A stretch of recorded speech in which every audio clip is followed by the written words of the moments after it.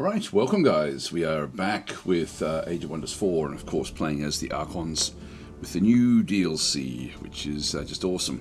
I love this DLC actually. I've got to say this is my favourite of all of the DLCs. Answering a few little sort of questions that people have sort of had or mentioned. I think I'll just get a few of those out of the way right at the very start. Do you need all the DLC to enjoy the game? No, you don't. The base game is incredible. The base game also goes through a lot of updates, a lot of free updates, which it's just gone through a big one. The Griffin update, which really changes the way that sieges work. In yesterday's session, actually, I decided to play this back to back. I don't normally do that, but I thought, yeah, look, the excuse I gave myself was because I played it late yesterday, and I'm thinking, well, I should play it. I probably had a different audience, which I don't think it's true or not. But anyway, that was the excuse. I thought I'd play it again. I love this game, my favourite game of all time. Anyway, so yes, the base game is fine. There is a lot of DLC. They're all amazing, they're all great, but there are certainly this Archon one I think is the best. I do like the dragons, and I also like the giants as well. I sort of put all of them up there. There's a few others as well that really do enhance. They all enhance the game a lot, you know. But this one here has been my favourite. I think it's because I love the Archons back from you know Age of Wonders 1 and 2. Just loved them back in that playing them in that era. Anyway, let's get into it. We'll just go and continue where we left off, which was we just finished off a goat necromancer city. We'd sort of finished off a big siege there, which is actually a fun siege to play out. We're sort of oh, hang on, that's not what I wanted to be. I was just showing the Umbral Realm and what happened at the end when I left it off yesterday. There was a question about can you stop the creep from the Umbrals. Yes and no. Like there's always going to be a little bit, but in this case we do actually have an umbral nest which is spreading the umbral malady, which is what is sort of damaging our units. So you'll see a little bit of a red. There's a percentage every turn that you're inside this territory where you can't heal, and what it does do is it causes death. It sort of slowly kills you. You can see there when I hover over there, you've got umbral malady back up through here. So this unit suffers -1 vision, cannot regenerate hit points in the world map, and loses -6. Now this is through one of the DLCs as well, so you don't have this in your base game. So just be aware of that one as well. Hi Incognito, how you going? It's the Winged Menace. Yes, well, it's now the Archon Inquisition. We chose the Inquisition tomes as in the last episode, sort of at the end of the last episode. So what I want to do here is just go back in and load in, not the autosave exit, but the strategic turn 37, because I don't want to go into the umbral malady at this point in time. Just going to go and load that save. So we may go down one of them. I've got to think about what I do at the moment, because I've got a mission that I'm supposed to be doing, and I really want to get that mission done, and it's miles away from where we are.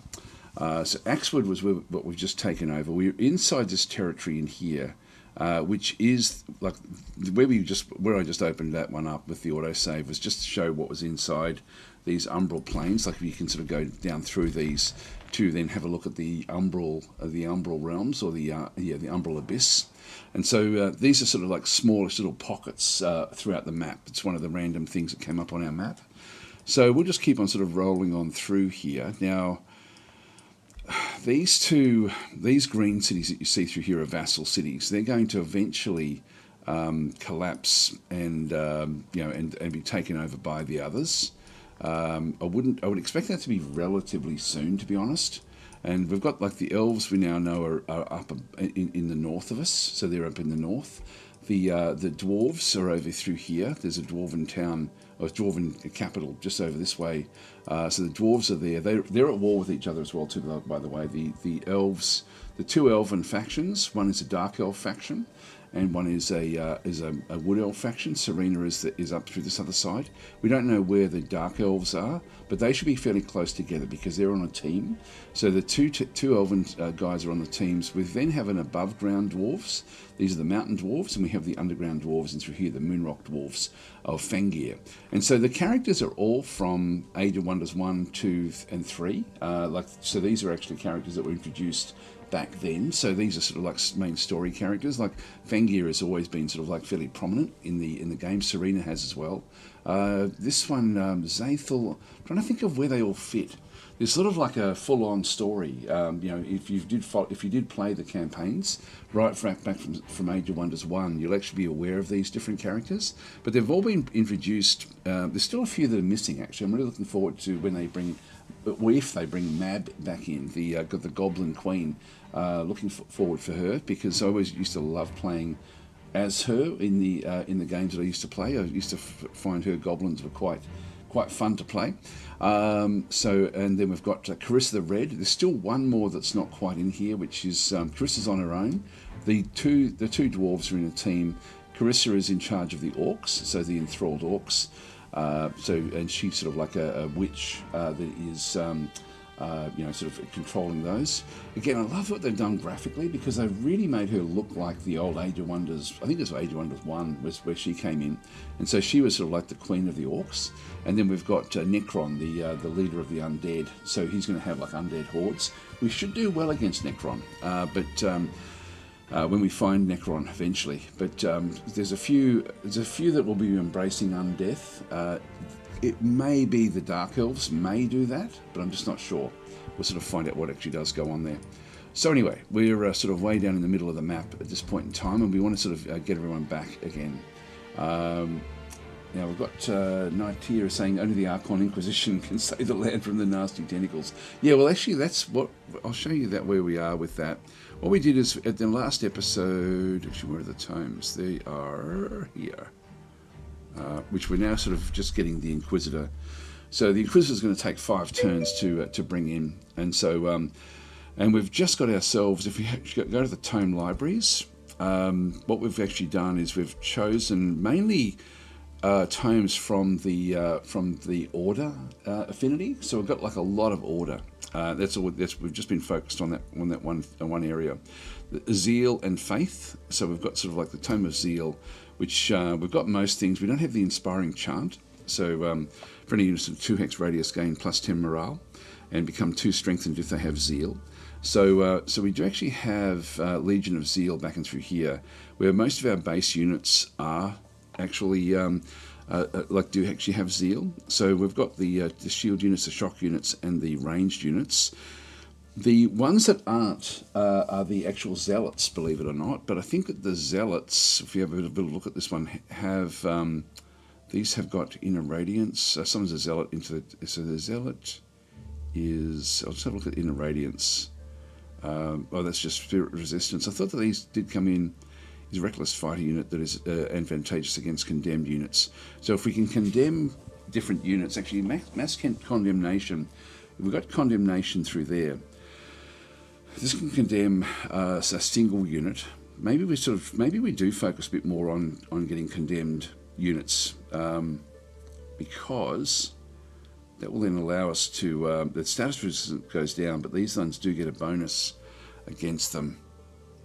I'll probably have to look at them on the map actually, to sort of see where they sort of fit. Tome of Faith, back in through this other side as well. We've still got a few that we haven't picked up from here, like the Convent, for example, Faithful Whispers, and the Staves of Mending. So the support units, we've got 5 of those. Faithful, which reduces unit upkeep. That would be, base unit is reduced by 10%. Convent is something I also do want to pick up at some point. And then we've got the Tome of the Inquisition in Tier 2, is the one that we just picked up at the end of the session last time. So we're just starting to... there's mass condemnation there. So this one, enemies in 1 hex radius. This is what we probably do want to go and get in that case, just to sort of weaken them a little bit further. And we're getting the Inquisitor back in through here. And we do actually have 1 Lightbringer already. This is a Battle Mage unit, but we will be getting another one. The conversion, we did use that in the last attack, and that was actually fairly impactful. So eventually we're going to be able to get more of these. Inquisitor's Mark, this will actually then be done and given to the ranged units, which will then condemn even more units. And we do have a chance of weakening units as well with that one. So our range units have been fantastic, I've got to say. I really, really like them a lot out of the with the new architects. But anyway, that's sort of where we are at this stage. We'll just go and close that. Thanks for the subscription there, orangutans. Very, very much appreciated. Yeah, just make sure I'm streaming on YouTube. I sort of, if anyone's watching on YouTube, maybe I'll just ask you to just say hi. It's just one person to say, yep, it's all up and running. Would be great. Thank you. It's early days yet. Early days. So no one's said anything. Just I'll give it a couple more seconds, then we can have a bit of a look. So we've produced a workshop down in through here. Money has been a problem and will continue to be a problem for me. I'm sort of now starting to get like gold mines and things like this. Oh, there we go. Hello, Kuja Grim. Thank you for that. Very, very much appreciated. Just letting me know that YouTube is up and running. Hi, Bruce. How you going? So we'll just go back in. Now we are picking up another Guardian here. For whatever reason, we were able to build them faster here. The Architect Institute boosts our knowledge and production. This is a good one for us. Without even having a look at the other ones. One thing I do want to start to go and get is once I can get, like I need to get up to 10. We're at 8 at the moment. Once we get to 10, I can then get the Ascended Gardens, which would be good. But there's a few other things I do need to get in the meantime.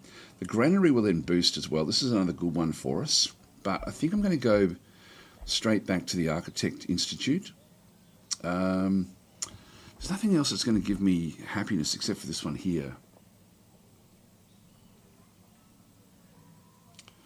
Grants Bathhouse XP bonus to every unit produced. Now, what does that one give us? 10%. This gets plus 10% experience. Yeah, that's not bad, that one. But it's just we need 2 farms and 1 quarry, and getting the farms in this location is going to be fairly difficult. The Granary will then give us the growth that we do need. Speeds up city growth. But I'm thinking the Architect Institute, just to get the knowledge, just so we can really rip through the through where we are. And we've got the Guardian coming in 3 as well, so that will be good.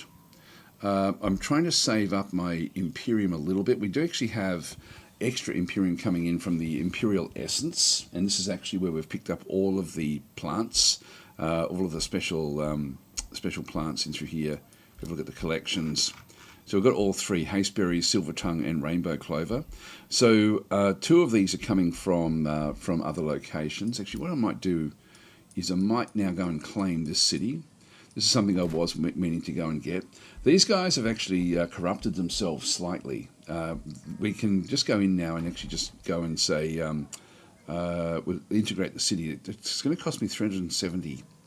And I've got 322. Let's just wait a turn. And then go and pick, oh, maybe we don't even want to do that, you know. Yeah, we're getting vassal income from there. It's only got 20 back in through that side as well. I think what I'll do is I'll wait. This is very, very safe. So I feel that I can actually integrate it without having to worry about having an army there. One of the benefits of actually having vassals is that they do have like an army that will then fight, and defend themselves against other forces. We were trying to get this one in through here, and I do need to just keep on boosting. Well, we boosted the allegiance at the end of the last session, so I can't do that one again. Already boosted during this diplomatic state. So I've already boosted it once. I'm going to wait until we just get across Pact of Loyalty one more turn, and then we should be able to boost this again just to keep ahead of Carissa. I want this one to become a vassal, and this vassalization is going to be fairly critical for our ongoing development. That's just going to sort of try to keep her out of our territories. We also have Foundatorium, which is another city which it's funny because Carissa hasn't tried to do anything with these. Then boost allegiance. Whispering Stone must be assigned.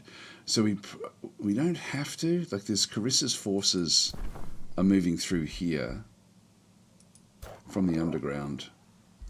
They have taken some damage here.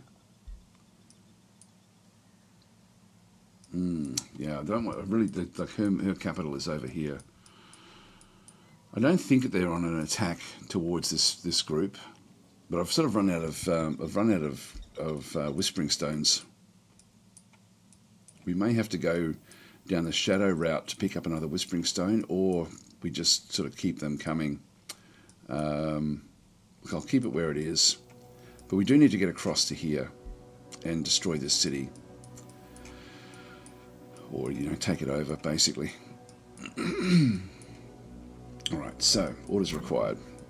Get these out of that umbral area. So we'll just go and move that one across to there.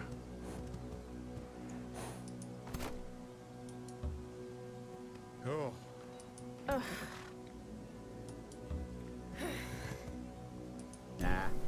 So these will, you can see that these are actually inside that umbral zone. They are losing health, and as soon as we move them out, they'll then start to heal back up again. So you can see the little bit of yellow there. God, I wish that colour was different or more dramatic. I wish the line between the green and the yellow was more visible. Anyway, that's okay. We've now moved right away from Axwood. Axwood is going to be able to defend itself to a degree if the elves come back through. Masculine saying, quick question, do you recommend Zephon at the moment? Yes, it's a great game. I prefer Gladius for the simple reason that it's Warhammer, and it's the only reason. Everything else about Zephon is better. I think one thing I do bounce away a little bit from Zephon is the construct of you know, having sort of like an end game element to it, which makes the game better. But it actually, for me, I prefer just the random, you know, things happening randomly. You can turn it off, like they've actually I've got a way to not play it out. So there's that's not even a negative anymore. So it's I mean, not that it ever was a negative really. Hi Dapper Fox, how you going? Saying just downloaded the Endless Legends 2 demo. Looking forward to trying it a bit.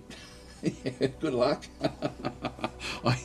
I did a video on it yesterday. I thought I really want to like it, and I just don't. And I think when I try to analyse why I don't like it, I think it's for the same reason I don't really like Civilization games. I'm just not used to playing Civilization style games, and it's very much. I think if you're a Civilization player, you're probably going to enjoy the Endless Legend 2, but yeah, at this stage I'm just not finding it fun, and I'm going to try it again when they release the next faction, and just for demos, just to see if I can get my head around how to enjoy it, because I want to enjoy it. I just don't enjoy it. Do not like it. Aye. And we're just going to move these in as well. Can't quite reach that one. Just keep that one down there. We'll sort of try to figure these things out with these. We're wanting to get these higher level guys in with the main force. Yep, that's no one. That's okay. Yeah. Hi Rainman saying, hey, doesn't check. I didn't expect the ARCHON Inquisition. No. At the end of yesterday, I had a few different choices as to what to choose, but I was thinking getting some Inquisitors could be fun, a bit of a fun way for us to go. So I thought that might be interesting. Actually, can't move that one across. Let's just merge those together for now. So we've got Zealots along with the Guardians. We'll just end our turn.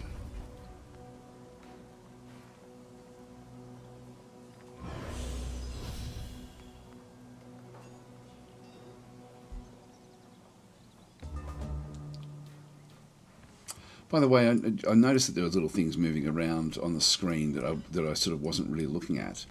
If you're wanting to see what they actually are, you've got the observe mode. If you just press the O key, you can cycle through. Like if you watch over where my cursor is, and I just press the O key, like as in, you know, for what was it called again? Yeah, observe mode enabled, which means that anything that moves on the map it'll pick it up during my in between my turns. If I press it a second time, it will only have enemies, which is probably the one. It's a good one to have. And then a third time you press it, it will be disabled. So I tend to like to have it where observe mode is for enemies, and that way, if we see enemy armies, we'll be zoomed across to them, which means that there's no surprises. So I'll just if you're newish to the game, that's a nice little way of just keeping tabs on everything. This is a vassal city. We can't go in the middle of the city. We can't go on anything where they've got any sort of structures, you know, like quarries or anything. But we'll just keep on sort of moving everyone back up. Now, I might start to pick up like our two main heroes back through here. These like this one here, and also Crate the Conqueror, this one in through this other side.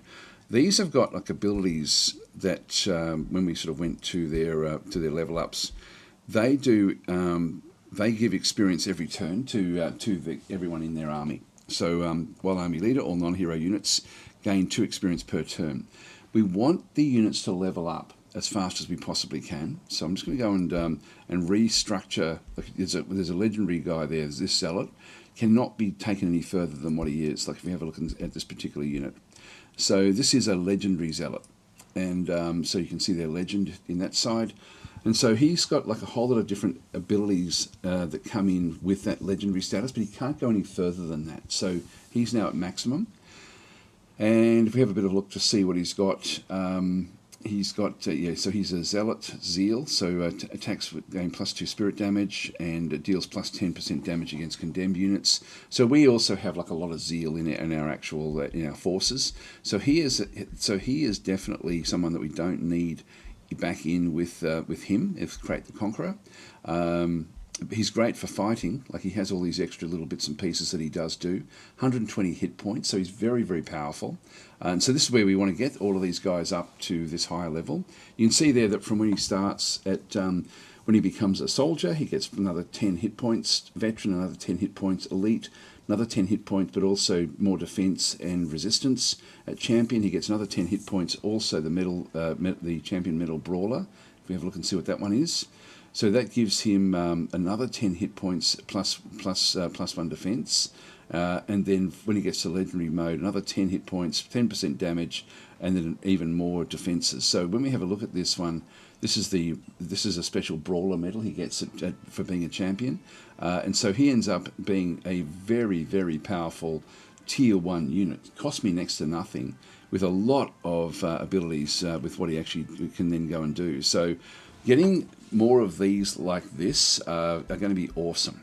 If we compare that even to the other units, which sort of initially seem a lot more powerful, this guy here is only elite, and so he gets sort of the same type of progression, but at his level he gets the sprint ability, which allows him to then be slippery and move away. So he hasn't got to champion level yet, but he's getting close. So we want these to sort of level up as much as we possibly can.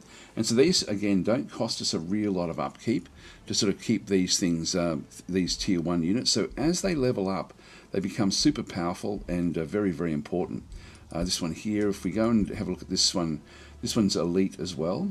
This one actually has evolution when it actually hits the legendary mode and becomes an actual light spirit. At the moment, it's just a lesser light spirit, but so we want this one to go as fast as possible into its level ups. So when we have newish units, we want them to get to legendary. Then we want to move them out of the armies that then look after them and level them up. So Crate levels them up. Our main commander levels them up. I don't think we made this one level anyone up. So if you go and have a bit of a look at her skills, she doesn't have this one selected. I'm sort of tempted. Maybe I should even do that. I sort of, in one sense, I don't really.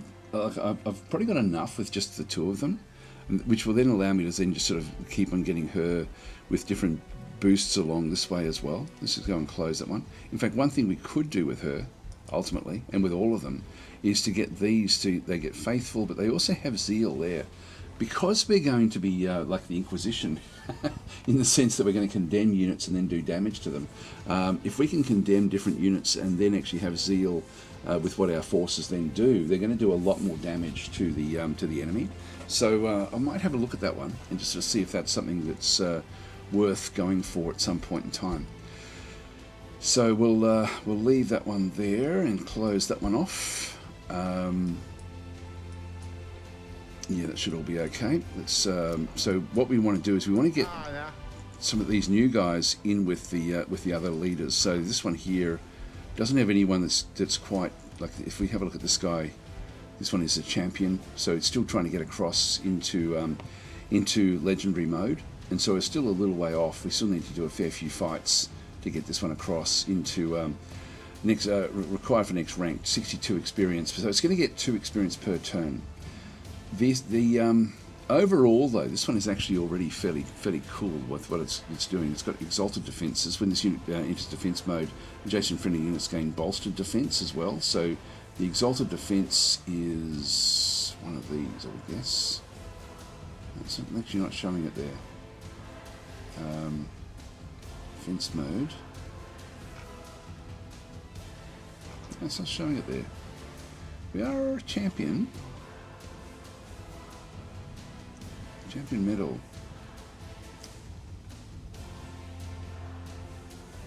Yeah, there we go. Oh no, that's only the defense. Oh, there we go. Champion medal, exalted defense. There we go. So it went right past it. So having these defending in around other units is actually more beneficial than having them attack.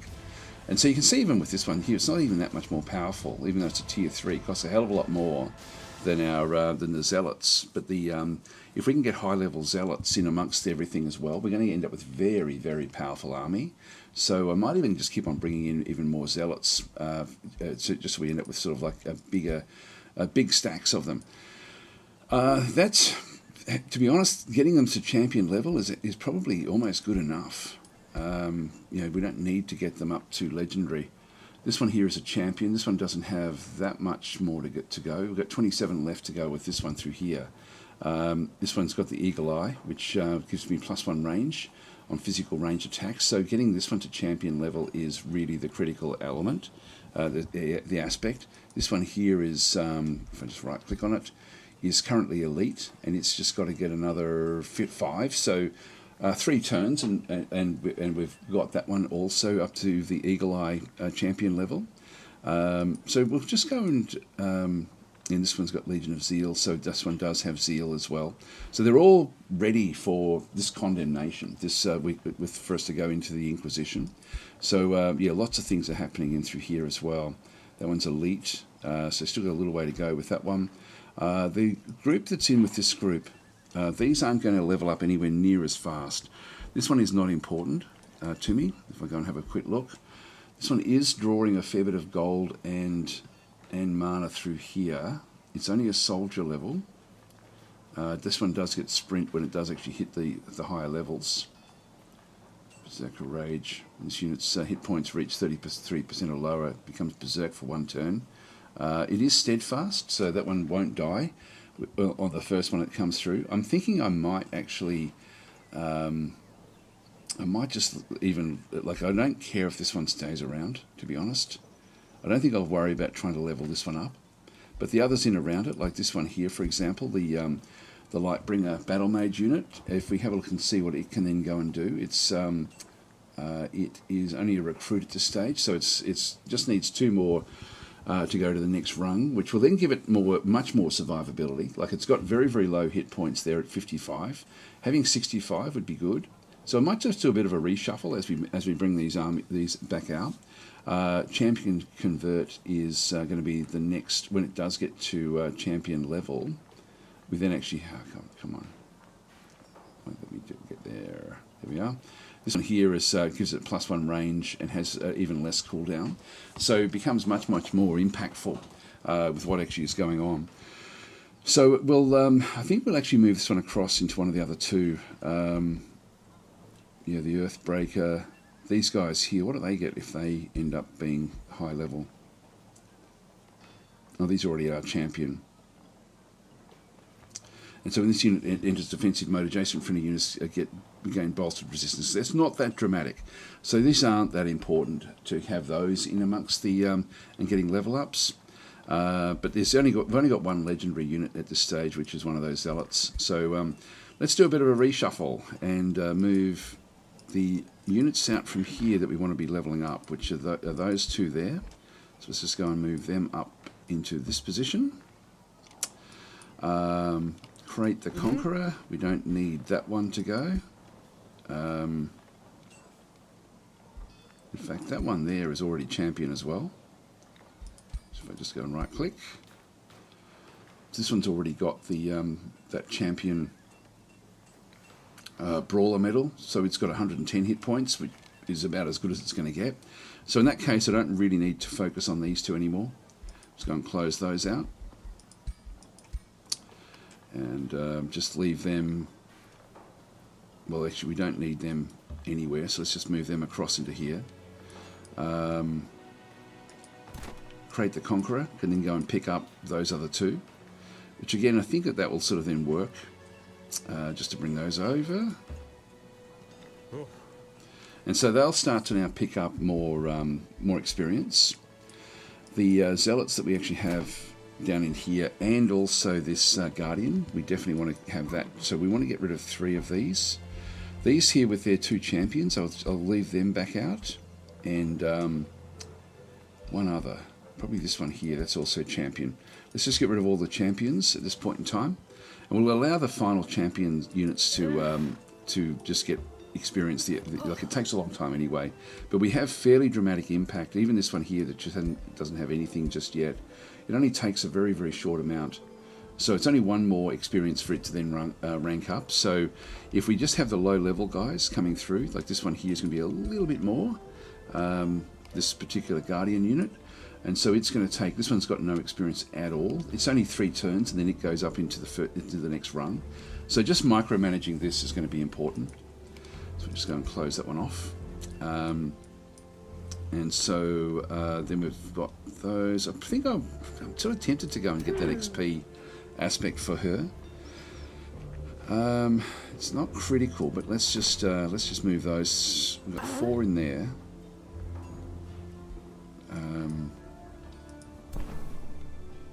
Those 2 there we don't need to have come back in. Well, let's just go and move her up into that group. Just so she's got them. That force is ready to go. Let's just move them over. Which then just leaves a strongish group sitting at the back, which we will make use of. Like in amongst the others. We're going to end up with another stack anyway. Another stack of units. So just sort of micro them into their own abilities. These are all just champions at this point in time. Negotiations update, back in through here. So we've got the Pact of Loyalty back in with this particular city. Again, there's umbral aspects happening in this city as well. This was the one, actually this is the one that we're trying to keep ahead. So we've got Pact of Vassalage in 4. If Carissa boosts, now I can actually boost this allegiance for another 130 and just go straight to vassal. So I'm going fast anyway. Let's leave it 1 more turn. She's slow at coming through. You can see there with the allegiance for us, like this is actually just showing us in through here. We can't see what the like a Carissa the Red has got 38 combined allegiance. We've got 45. We're getting 8 allegiance per turn. Base value is 2. We've got the relations are friendly, so we do actually have very friendly relations back in through here. And so these are, and so this is actually something where we're already ahead of Carissa anyway with what's happening. And so relations, yeah, we've got modifiers 600, we've got plus 200 because they're also order. We've got Rainbow Clover, which we don't know if Carissa's got that, which it boosts it. A Pact of Loyalty is now she will actually have that benefit. The alignment, we both are good alignments, and I'm thinking Carissa won't be. The Ruler Origin Champion of the People as well. So we're actually a Champion of the People. So we have a boost with these independent cities. So that sort of does work. I'm going to leave it at least 1 more turn. If she gets into there, she could spend a lot of her Imperium to then boost it straight up. But we can we can do that at any time. Let's just leave it at least 1 more turn. We do gain another 13, alignment back in through there. The allegiance, we can get another 13 allegiance. So we're at 45 now. Pact of Vassalage in just 4 turns, and we need to get up to 72. So we can sort of we can grab a lot. Anyway, let's just keep it going there for a little bit longer. So this is Archathesis back over here. Do they also suffer the damage? No, they don't. So they're sort of immune to that, I think, because it's inside their territory. There's another city from Carissa as well. So Carissa is right on their doorstep. Yeah, getting this under our control would be great. It's probably going to then mean that Carissa will come down and attack it. And it's these southern cities I think I really need to just focus on for a little while in just keeping them under control. We do actually have some units which are moving across. These are coming out from inside here. There's a few wandering stacks. So these are spawns that have come through. I won't push getting this one just yet. I can now afford to do it, but what I don't want to do is leave them defenseless just for a little while. So we'll, but I do want to get the input coming from there. So I think I'll just spend time just sorting issues out with these armies that we've got. So we can go and grab another province. I might even just go and get this one here. Actually, we do actually have that one as well. We just need to clear these sorts of things out. So we'll actually go and get another gold mine there. And yep, so I'll move that one up. In that turn. And we'll see a few little friendly little notes will come up as there's one unit I think that does level up a little bit. We should have a little bit of renown coming in for our main leader. Who was that? Who was that? Is that Fengir? I think it was.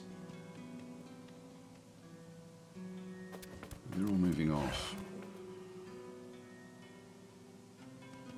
We're sort of in a dicey situation now because we're now in the middle of the map, which is not a good place to be. Oh, Serena has been knocked out in a fight somewhere. We don't know who that would have been. It's wandering back now, which is fine. So having that observer mode, it now just automatically takes us to where everyone actually is. It's a good way to go. Infernal Invaders. We've got 20 turns for this one through here. So after bolstering your empire through order and discipline, you receive reports that demons are assembling near Terrakite Cylon. We'll be moving right back to that particular city. So these profane invaders will be cleansed by my holy fire. We get an order boon with that one as well as a mysterious bonus. This one here, you decline the quest. We don't want to do that one, or you've decline it there. You gain an inferno. I don't want that, so we want to just destroy it. So we'll just go that way. Thematically, so this is actually where they are. Now we're just heading across here, so we'll definitely go and clean that one out. So Serena had suffered damage, and really from where she is, the only one that can really be close to her is either Fengir, because we've actually dealt a little bit with Tugrum. So we had hurt Tugrum. Tugram's got to rebuild. She probably already has rebuilt by now. So it's either Fengir or Necron, which we haven't seen yet either. So Necron may be close to Serena and may be causing damage to her. That's a good sign. The fact that she's coming back in is actually good. So so she returns back to her home, which means she suffered in a fight somewhere. Our units, we'll just keep on marching them back down along this road. So just come back in. I really like the little changes that they've made in the game now. Like even that one, like she doesn't heal up unless she is in sort of like if she's in enemy territory, she doesn't heal. That used to not be the case. So they've made all sorts of little changes to the game. We might even split these up into two different groups. What can go wrong splitting groups up? And that way we can sort of just do a little bit more cleaning of the of everything out. So I think we'll just go and do that. If we have a look at these hounds, 450 is fairly weak, so we can take those on. There's only one tier 3 fighter there. We've got an accursed ogre, which is also at this location. Just end our turns there. I don't know if that's a wandering stack.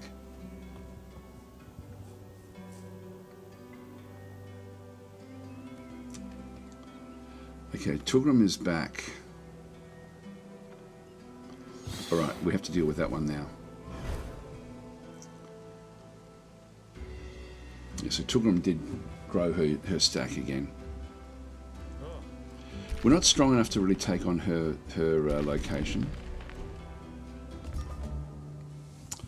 That's interesting. So they're so this stacking through here, that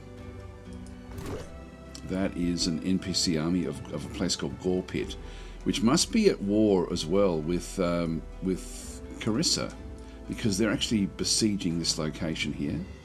So something is going on there, and I'm pretty sure Gore Pit is at war with us as well. Let's have a quick look now and see. I should have checked Archathesis. See, she's still not even made it into the Pact of Vassalage. I can now boost this for just 50, which is basically one's turn's worth. I'm going to do that. So I'm just going to go and boost that particular one, and that will then take us only one turn away now. So next turn we will get the Pact of Vassalage, and so that's going to be helpful back in through there. So they will become vassals next turn, which means we don't have to worry about it, pretty much, unless it gets attacked. Nobody else is moving in with this one. We still have the...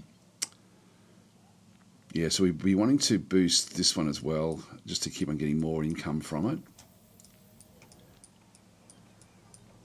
I'm really tempted. The city doesn't have any real protection anymore. And we're just trying to boost the vassalage in through here as well. We can go back after Tugrum. Got one bastion unit. We saw that we were fairly effective against their units last time. As long as we fought them in the right locations, like out in the open, we're actually okay. They're all about like traditional dwarven fighting, which is, you know, sort of like just the defences. The fact that Don Bayan doesn't actually have any, this can be taken over in an instant. They haven't built anything at all in terms of their they've got no defences. Fortification health there is 0, which means that they can just be walked into. Well, let's go back and protect this with everything. I think I'll leave that out.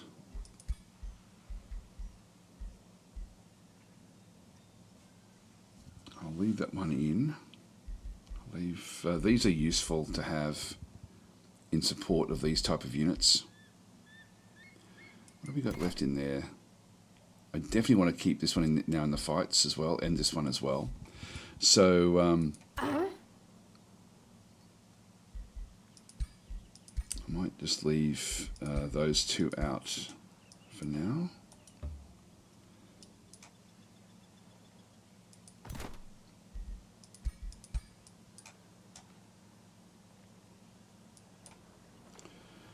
That's 6 movement points. That's 5, but I don't think I can't really walk it in past that one, because that would then be like a declaration of war. So that's 6, and then we get to 5 again up there. So I'll just go back up this way, and bring her back with this group.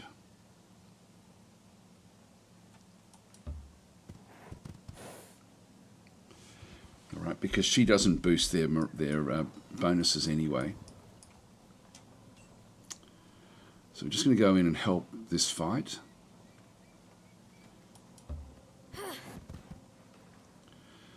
In fact, if I stay in the city, that then still frees up other stacks.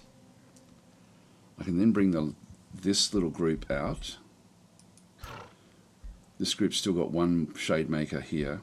We then have one Guardian. The Zealots are leveling up slowly. This is not a very powerful stack, but it'll do for what we have.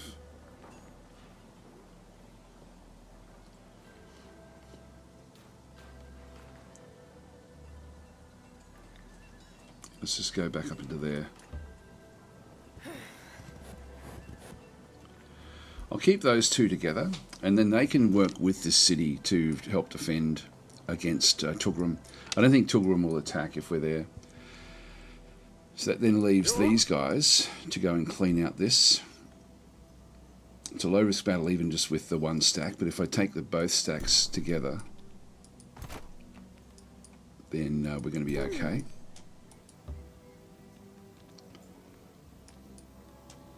So it's going to be a little bit risky, the fact that we've now split this off into just two, but I think we'll still be okay as long as we stay in the city. So we'll just defend that northern reach. Let's move them close, so we'll move them up. And then they can then help with this fight as well. So this then becomes even easier. So so we attack with these. Alright, so I'm just going to auto battle this one. Actually, we've got this as well. Actually, I'm just going to go and retreat for a second. And I think I'm going to throw one of these back out. What are we there? We are a elite. So elite then goes to champion, and champion is where what we do want to be reaching with everyone. So I'll move this one out.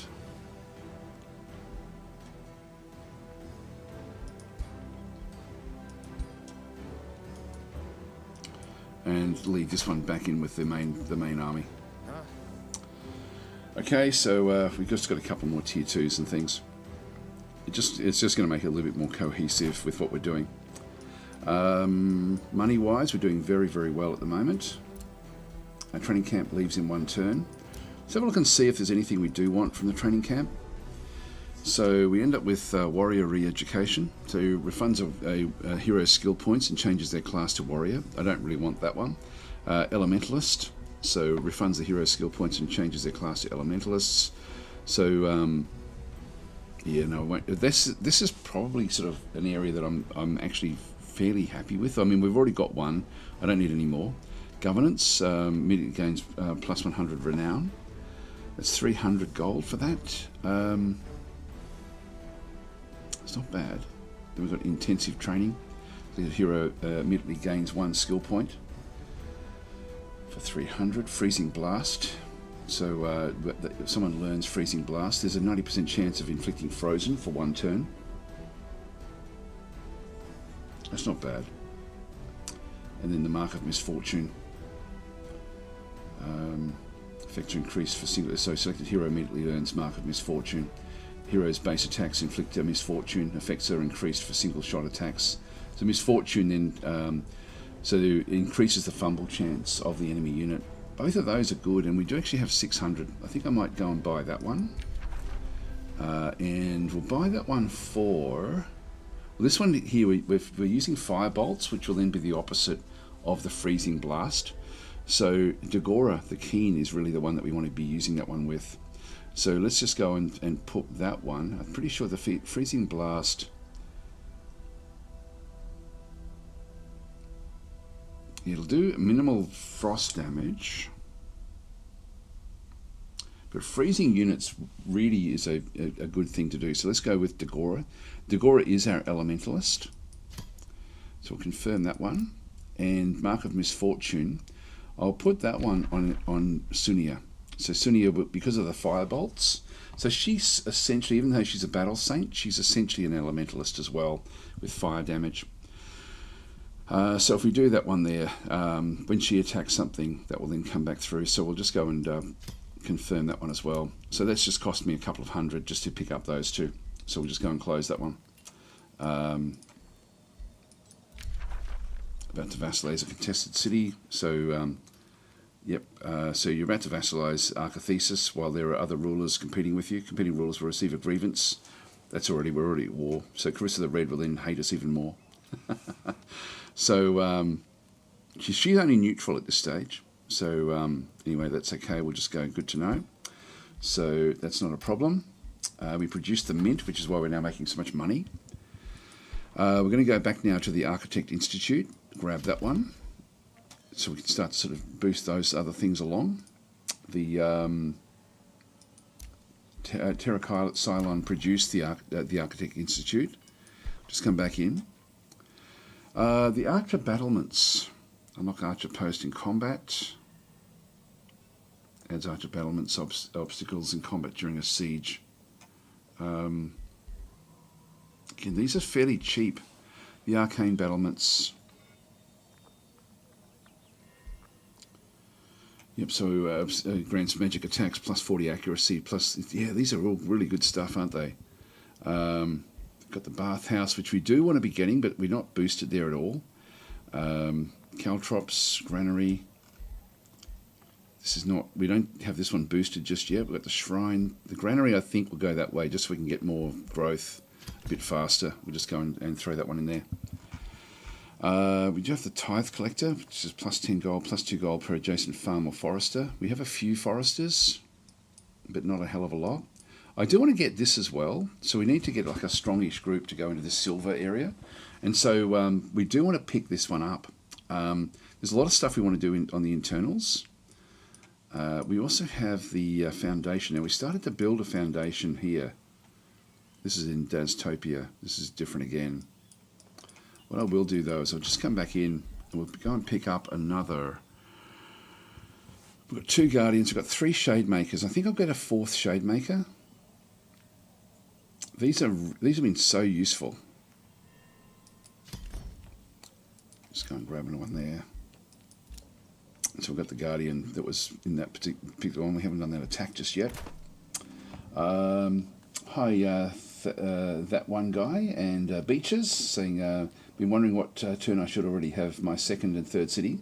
The easiest way to time that, and I've only got 2 cities, and so I'm actually behind my timing, is to look at the number here for the hero overview.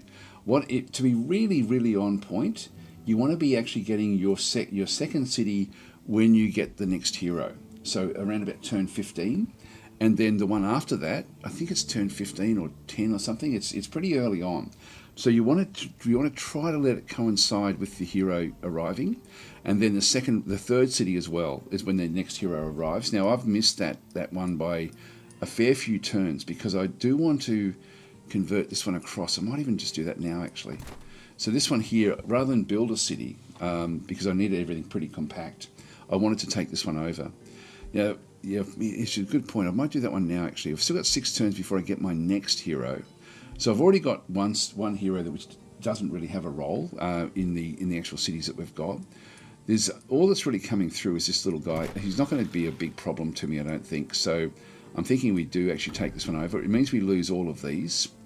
So I can integrate the city there for 370. So these are Initiates of Shadow, which is sort of once integrated the special units. They're still good, but they've sort of embraced the undead. So we've got like sort of undead units in through here.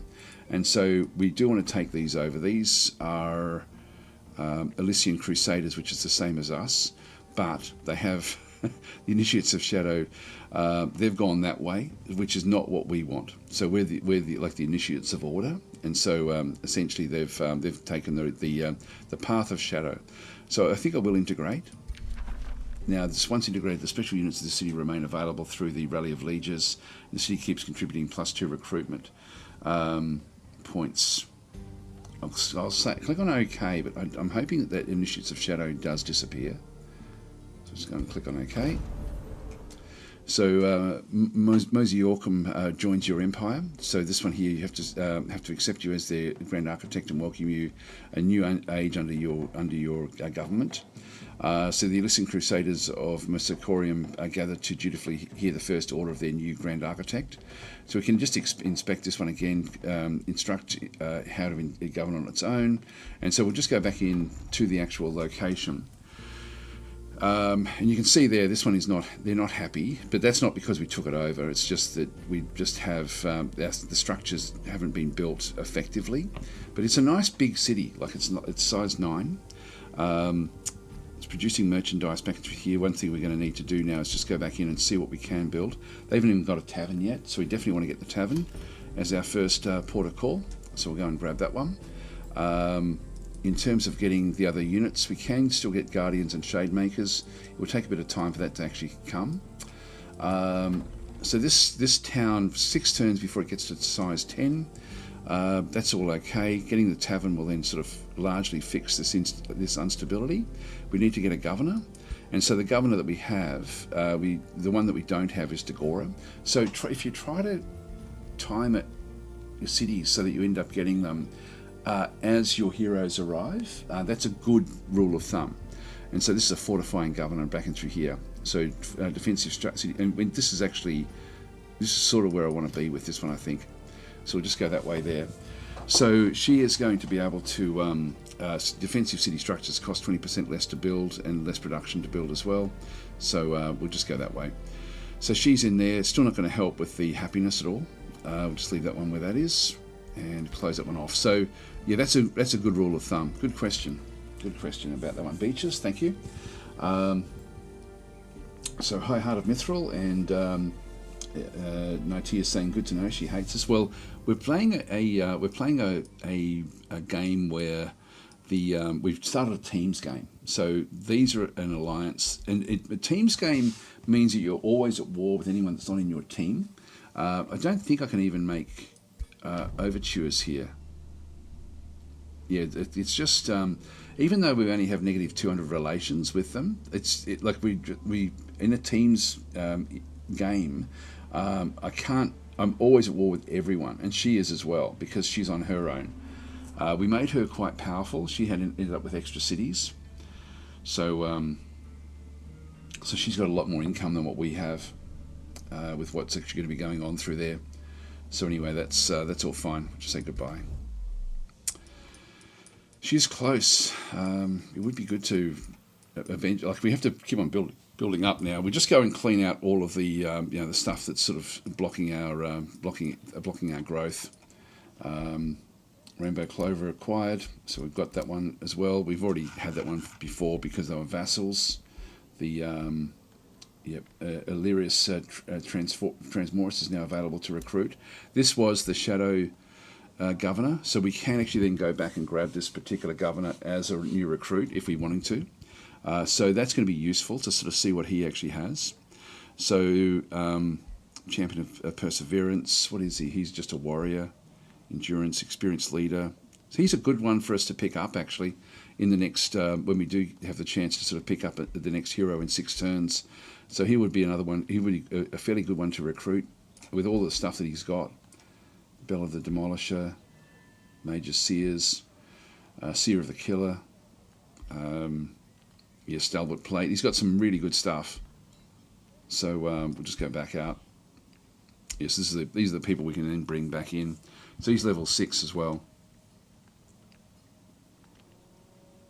So we can't increase the hero cap just yet. But in 6 turns, he will then become available. And these guys don't cost any money.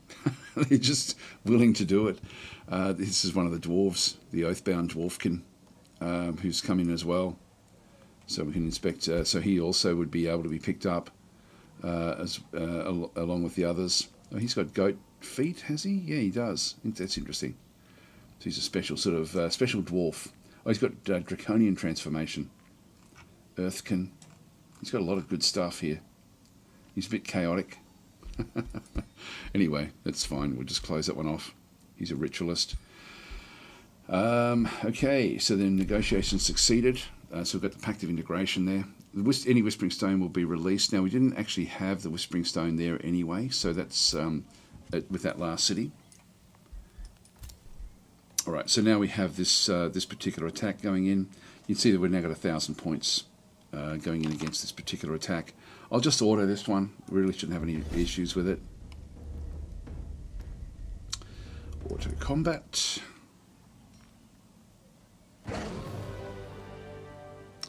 Yep, that's fine. A little bit of damage, but nothing much. So we'll just go and close that one off. And so, Infernal Invaders Aftermath. So the impious demons were vanquished. Divine orders restored in your realm. Scouts report the fiends stockpiled in their nest. So what did we end up getting? An order boom. So in this case, your communion with the forces of order strengthens your rule, temporarily increasing city stability on all your cities, which is great. Strength of the effect scales up with higher order empire affinity. And so we've got very, very high, which means that all cities in your empire gain, effects 3 of them, gain 33 city stability for 6 turns, which is massive. That's a hell of a lot. We're getting 3 per affinity that we actually have. And so there is actually, we have a few different things we can do through here. So we either can receive gold, we can receive food and gain one extra population. The gold would be useful. Reclaim the resistance seer to commemorate your pious might. So what is that one? That is Rune of Command, Storm Command. I don't think I'll worry about that one. I'm thinking the gold, just because we struggled for gold for so long. Let's just go and grab it for now. We will, getting the extra growth would have been interesting as well. Anyway, that's good. And we still want to go down now, and I can't get back across to get the healing up. Just move it across there. We're going to heal up very, very slightly. We'll just end our turn here. This will be interesting to see what this group actually does do.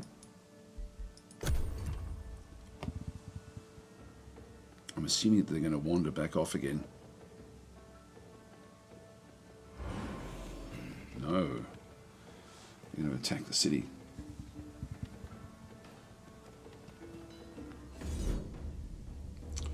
And so they're coming straight in. Now we've got both of our forces in here to defend. We also have Freya Flint Miner is going to be part of this particular attack as well. Now he is independent, and you can see it's very, very even. So so they've got 2,232 in their attack, and we've got 2,088 in through this other side. So I'm going to go and I'm going to do manual combat. Now a little group of theirs didn't participate in this particular fight, but so we don't get to control these guys. We only get to control our forces in through here. Knocking her out of the picture here again. Like, she keeps on coming back. We're playing in hard mode, which means that they've got like a lot more benefits than what we actually have. I even encounter saying I came in just in time for an epic battle. Good luck. Yes, no, it's a difficult one. I've had some really hard fights against her over the last few sessions, and this will be no exception. So we're going to do manual combat. It's going to be complex. Now, I can't tell these guys how to build up their forces, how to build their, what they've got. Unfortunately, so we have no real defense. So it's very, very scrappy. And we're split between them. So this is unfortunate. So they're actually in the middle between our two forces on either side. Now, I think I set my forces up with a bit of balance, but that may not be the case. So we're going to have to go through and actually double. Really, there's their leader. There's Tugram there. So Tugram's coming in. Let's have a look and see what Tugram's got. So she's got this massive provoking great axe, which is a tier 4. She's got the charge strike there, which does a lot of damage. Gains 20% damage per hex travelled. Cancels defensive mode, removes retaliation attacks, elemental slayer and frenzy, gains 2 strengthened upon landing a hit. It also provokes. So this always hits at range 2, grants 90% chance of inflicting taunted on an enemy unit for 2 turns.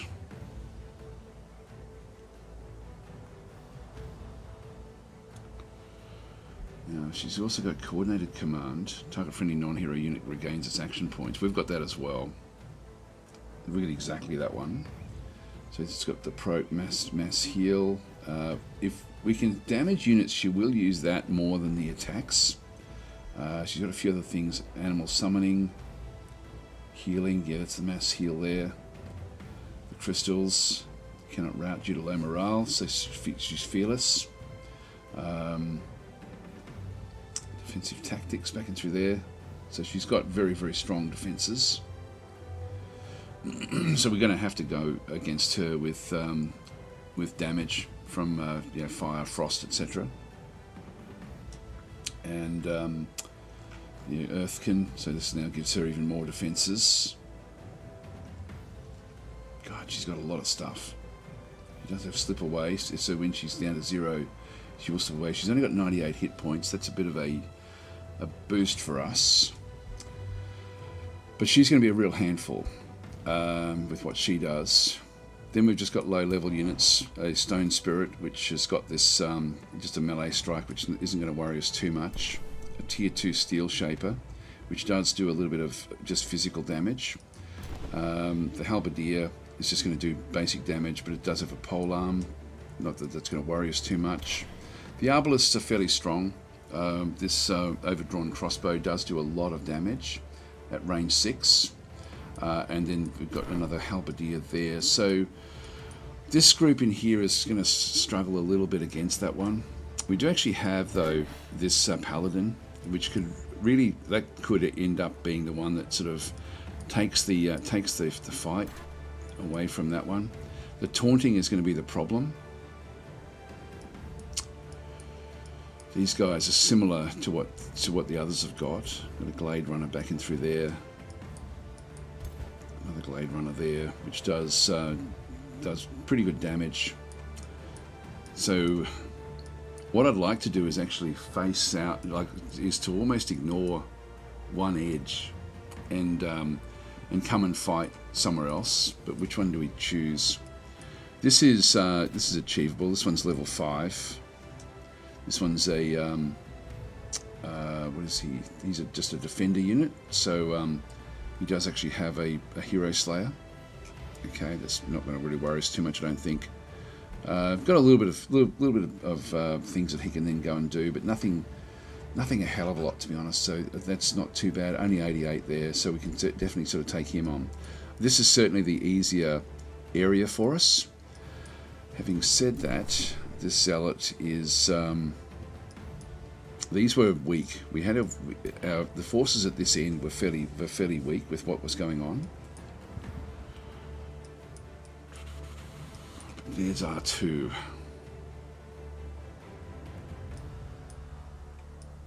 almost feel like we're stuck with each group going up against each other group.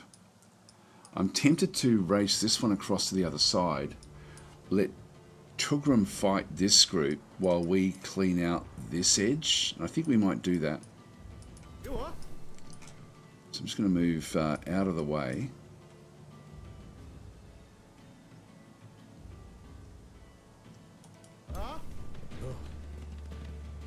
They're going to have to sort of move in around in front of us. I'm going to try to keep them all just out of the way. We'll just get Dagora a bit further over.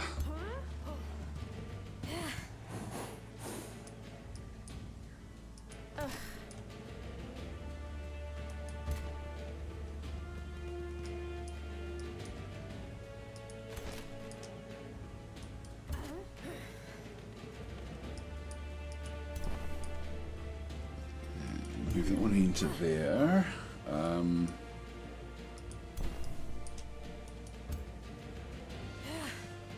Just going to hook this one up because this one will be fairly critical to what we do.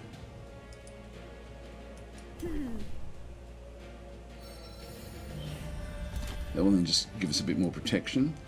And I think similarly with this one in through here, this one is the legendary mode fighter, which is going to be very, very valuable.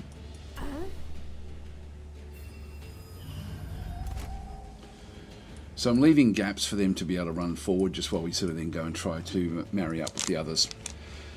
This one here is only low level, so yeah, we've just only got the start of these, only 80 hit points. There's nothing much that's going to come down this other side, so I'm thinking that we do actually start to move up and deal with this. I quite like the layout of the city, to be honest. Like it's sort of there's little choke points all over the place. Away? Now we're going to be wanting to have, and we're missing one of our cultivators, so I can't use the cultivator to help this guardian unit. This is also only entry level. These are all entry level. These low hit points with these ones, which means that really we're coming down to do damage with these. So we'll just go and place the this guy here in front. So we'll start to try to invite the attack. Bring her up. Yeah. Take that one down.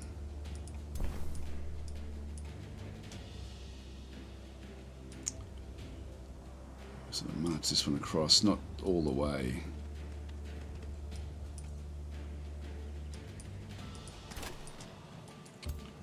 We want these central.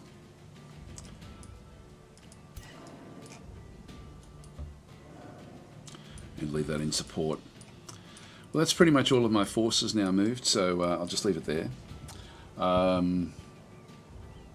So Bruce is saying, makes me want to install Age of Wonders 3 or Planetfall again. Don't own Age of Wonders 4. I usually wait until they're done releasing DLC and I have a collection.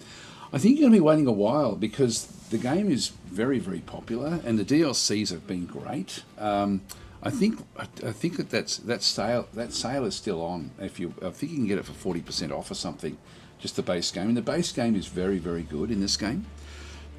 So don't feel that you have to go and get the the sort of like the latest and greatest. Now these are going to be smashed a little bit by the enemy, but let's just sort of see how we go.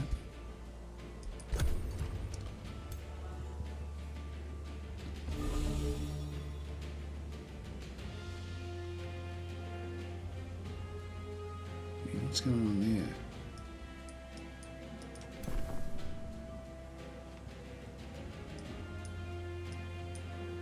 Oh, now I get to move both sides. I'm thinking, what the hell? So this is now the actual defenders. So I can start to now make use of these. Now what I want to do here is to set up a defensive line in through this other side because I want to sort of get away from this particular unit. So we want to leave a gap in there for now, and that means we're going to move you out to here.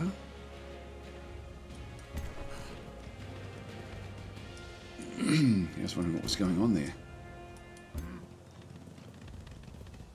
I'll leave that one there as well. So that they like to be standing next to each other. We've then got the hero in through here as well, another support unit. We'll just move that one across into this position.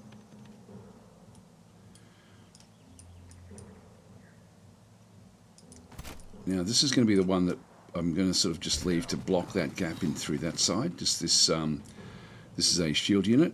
Now that's probably going to be the one that ultimately Tulgrim will try to sort of bring back in. We're going to buy ourselves just a little bit of time here by moving everyone across.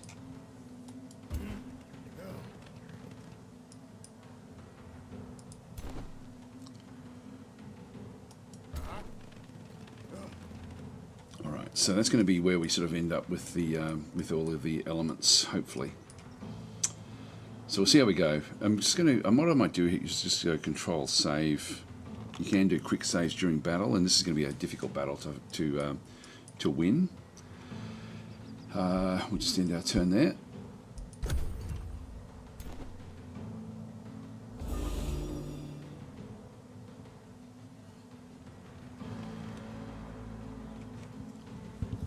Now what I want them to do is to use their spells when it's when they get the chance to. Now they'll next turn will be when they can use their spells. So I want them to waste all of their time doing that.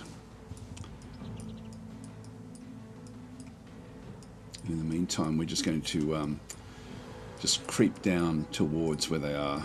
All right. Try to get both of these forces to help out.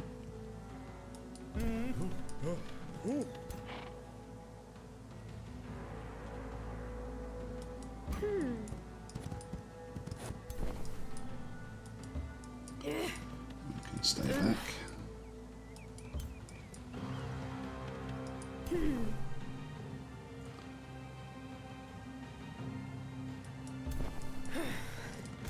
Just need to get these through.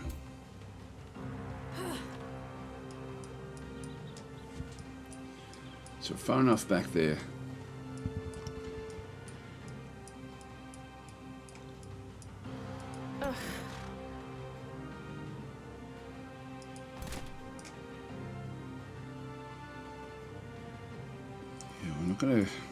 Again, these are going to be sort of coming in to fight against us, which I'm not super concerned about.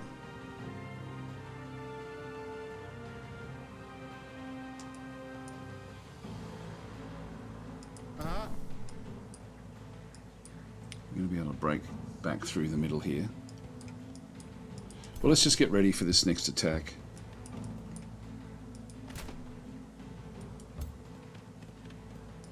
Let's get the defensive tactics worked up.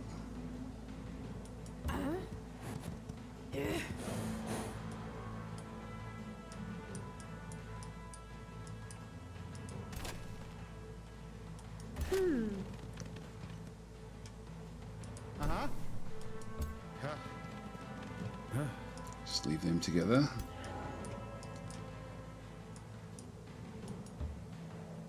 Yep, that'll do us. All right. Okay, so they're now all in position. We do have spells. We've only got 55 casting points, which is very, very low. And so I really only want to use these when I can. I had a question yesterday as to why I wasn't using them a lot.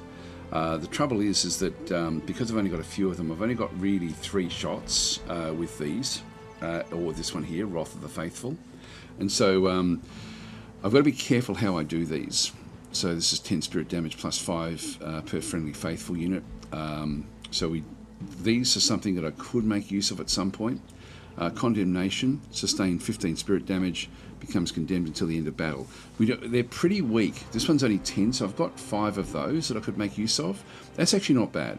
So I could certainly make use of this one here. This one here, the summon only lasts for 3 turns, so I can bring in this here. I can only bring 2 of those with the 25 points. So 3 of those, 5 of those, which is probably the one that I would really be wanting to do ultimately, if I need to. But it's only going to be if there's an opportunity to really make good use of it. All right, let's go to the next unit. So the Shademaker, I think everything is now sort of done. We've moved everyone across, just getting in position. I do want to start to whittle away at these weaker units. So we'll end our turn there.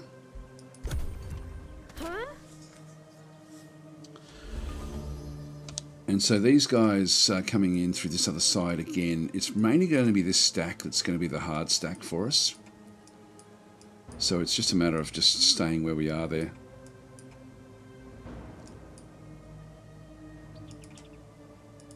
What I will do is just move that one across.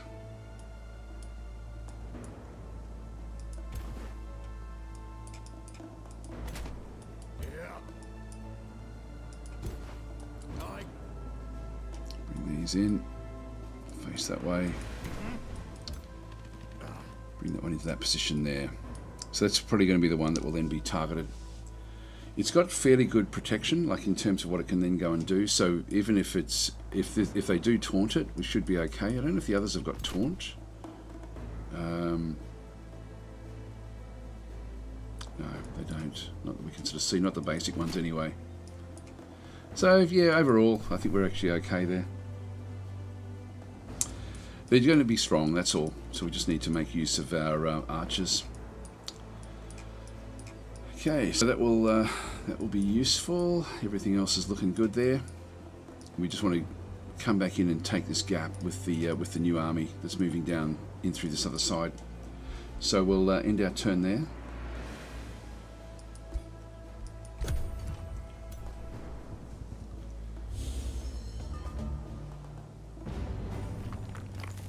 Okay, I'll use a rock, and we're going to see that a little bit. While they stay back there, I'm actually pretty happy with that, because it means I can then focus on the others. We can now start to go in and cause damage. I mean, the onus is on them to attack me. So they did attack this unit here, this legendary zealot. Now, I don't want to be putting that one in harm's way so much. Dagora the Keen. You have the freezing blast.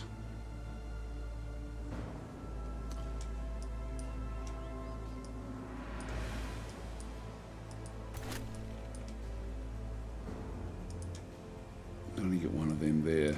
It's time for us to start to move in on this angle.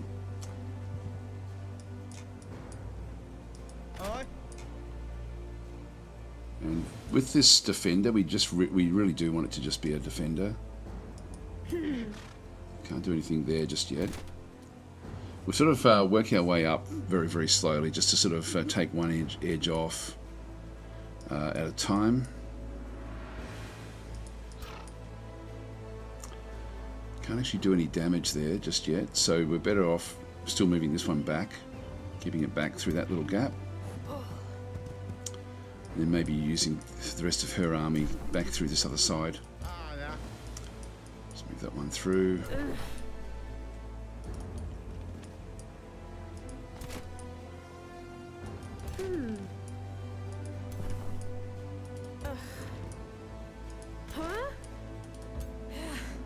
They're now so far back that these will break through to that little gap. And we have the 6 versus 6 in through this other side. So I can actually just move that one down slightly. None of them can really move big distances. So before I move that into there, which will then block off this zealot, I'm going to move the zealot to there. Yeah, what? The reason I'm doing that is because if I then move this one into here, I still get the 65% because they can fire straight over the top. So they've got the shot over the top of the these guys. If I press the control key, I can then sort of see it's minus 25% for long range. If I move it up one more, I'm going to probably even get a better shot. So if I just move this one up. Now, if I move this one more, you can still see I've still got 2. It's only if I move it another 2 from here, we only end up with 1 shot. So let's just move this one up. This guy can actually reach into there next turn for 1 shot. I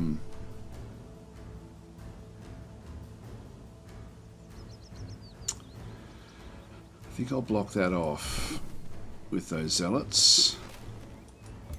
Yeah, we've got 90% there with 2 shots. So let's just go and take it. It's got spirit weakness. So we're going to be able to do 20 damage against that one. Don't have anything to break through with these just yet. And again, this one here I get 65. If I move it up 1 more, I'm going to end up with 2 shots. I've only got 80 hit points here, so she's not all that strong. But if I move this one up 1 more, and then move you up,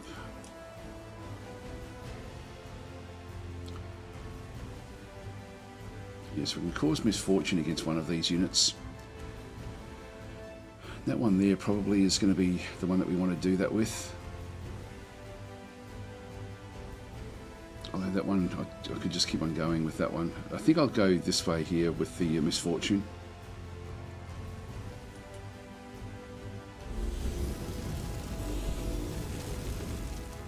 Yep, so bolts of resistance was removed at that point.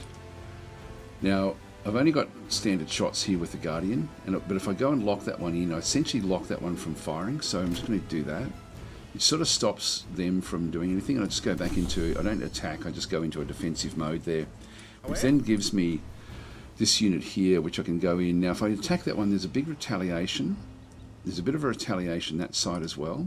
What I really want to do is stop stop anything coming through into in hitting her. So I'm just going to move this one in behind. That then also gives me like a bit more protection with that zealot, and I'm just going to put this zealot also into defensive mode. Put that one into defensive mode as well, just to protect my ranged units.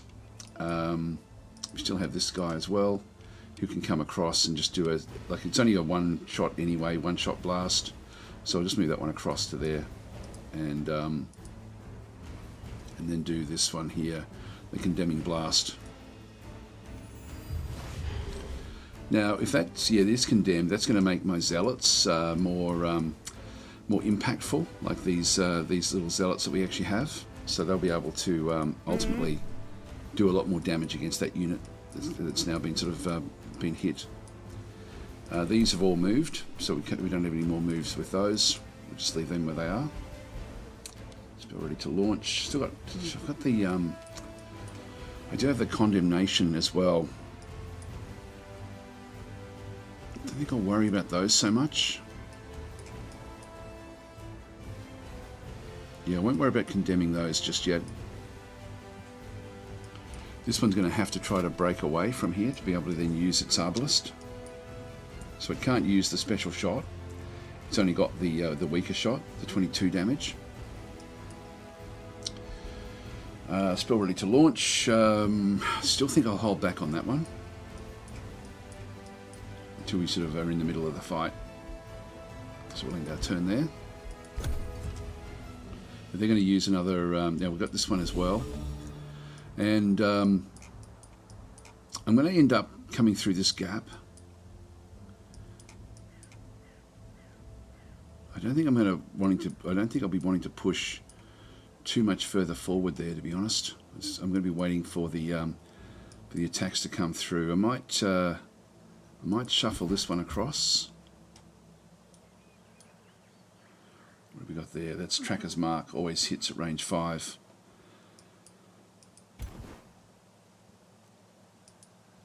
Which we can't use just yet. What's the cooldown of that one? Cooldown of 2. Just bring those in. So that little group there is fairly strong. We'll just leave that one where that is.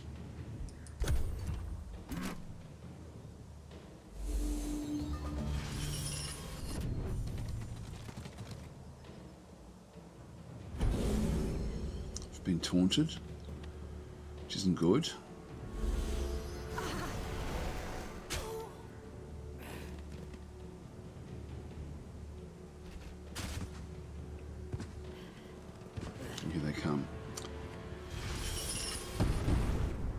So they're now bolstering everything up on this other side.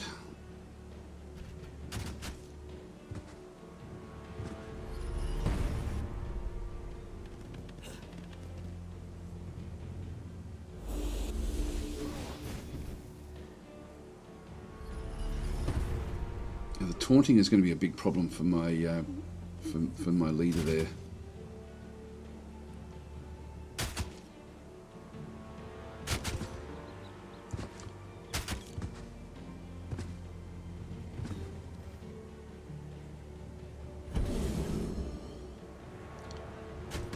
They can taunt. I didn't think they could.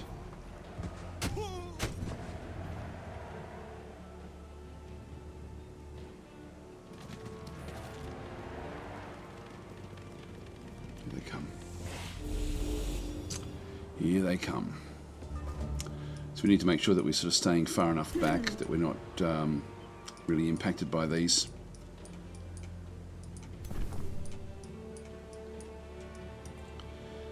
We have to come charging through the middle here.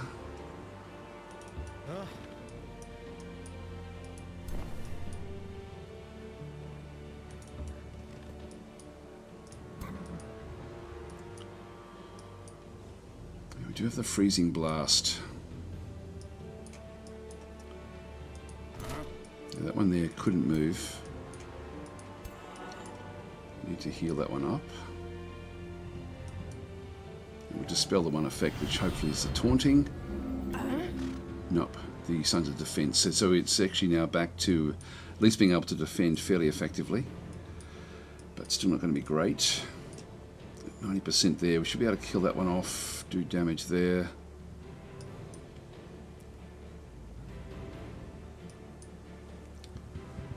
We do have Polymorph as well. Yeah, we take a fair bit of damage that side.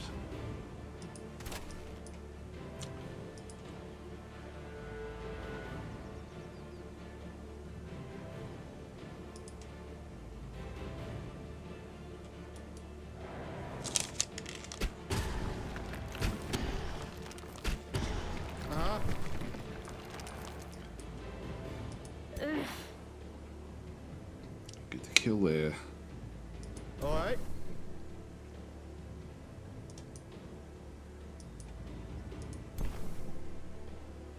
Yeah, better off killing this one off, I think. I mean, they get the misfortune there, which would actually be good. Yeah,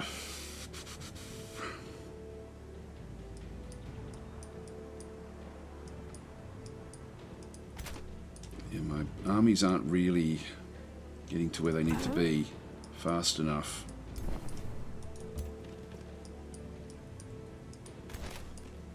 So we're sort of losing turns. If we do now use the condemnation,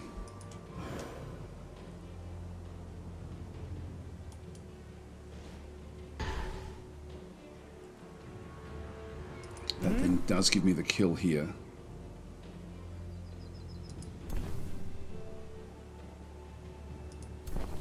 Doesn't let me get through. Oh, that one does. Uh-huh.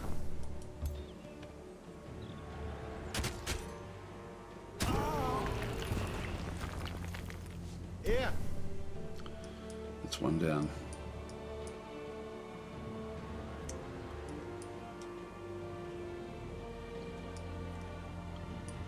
Now they're going to attack this this zealot here, which is a low-level zealot. We still have this one as well, which can come back in and freeze something.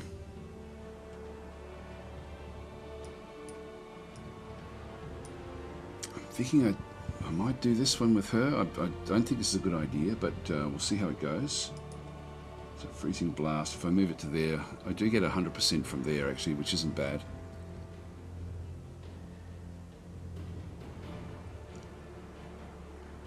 Just takes one thing out of the fight. For a turn.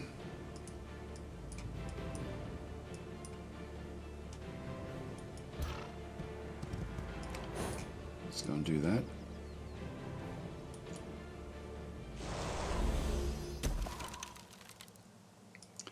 That means with the taunting, these guys are they're going to do damage to this unit. I don't know if this unit can survive the next turn. But I do get free shots here now against this unit or against that unit. So I think I'll take this.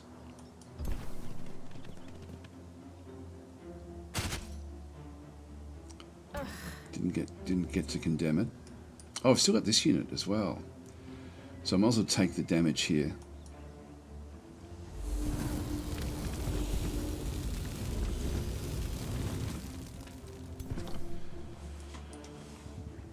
There's nothing much we can do there. All of these have been removed. So we'll end our turn.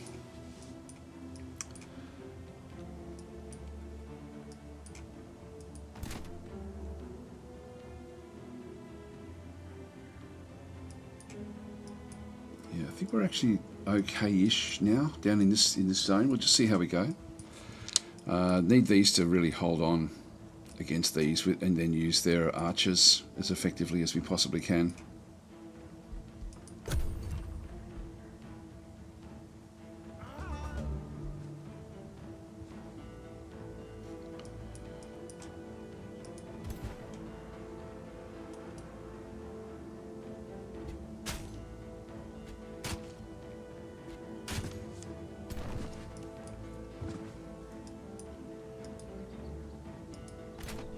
So 65% there as well with the poison.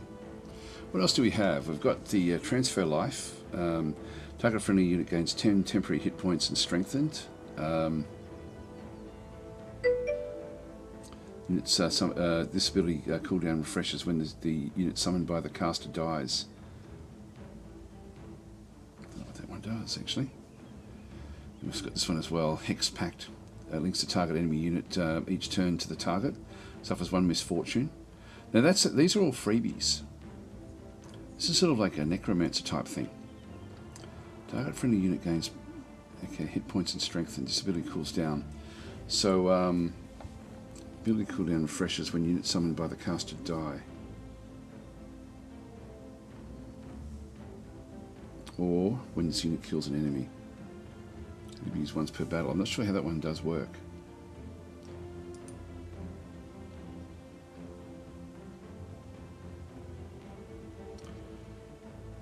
Well, let's just try that one, because that's the one that's going to take the brunt of the fight.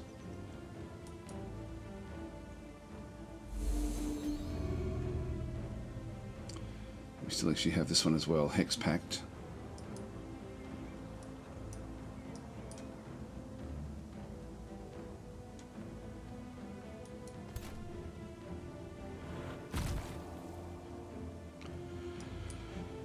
we'll keep that one going, and then we've still got this attack in through here, the poison attack.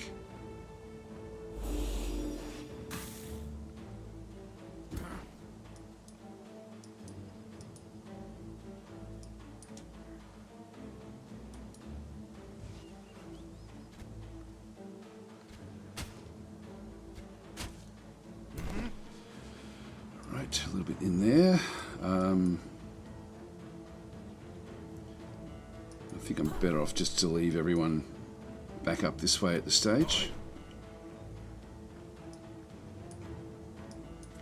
I don't think it's viable to move out just yet. Let's just stay where we are. Okay, we'll end our turn there. So just reading a few more of the comments there. So mildly influenced is saying 81-4 versus EL2. I didn't enjoy EL2, although Tenru is saying, hey Daz, I finished my EL2 run yesterday. It was about 80 turns long. I didn't find it neither bad nor good due to how limited the content was, but I found it way better than 81-4. Now, just to put that into context, Tenru does not like 81-4. Tenru is anti-81-4. Got to put your biases out there. So, yeah, I had the opposite experience with it. I really didn't like it. I mean, I didn't dislike it, but it just, for me, it was a bit too simplistic, is what I sort of found. Where it is like this, these long tactical battles are not a feature of nearly any other game, to be honest. If you don't like the tactical battles, it's not so much saying that you don't like the tactical battles makes it sound like you don't like playing tactical battles, but that's not what I mean. Like, what I mean is these take forever to play out, which annoys a lot of players. So I think the main reason people bounce off Age of Wonders 4 is because of the time it takes to fight these fights. Like, this can take a long period of time. And I enjoy it, but a lot of people don't. So if you're someone who doesn't, then something with the more simplistic tactical system, you know, like Endless Legend is probably going to be more your style. I think also if you like Civilization, you're probably going to like Endless Legend 2 as well. I don't really like Civilization. I find the combat there a bit too simplistic. This is, so this is much more difficult in terms of its complexity in that sort of sense.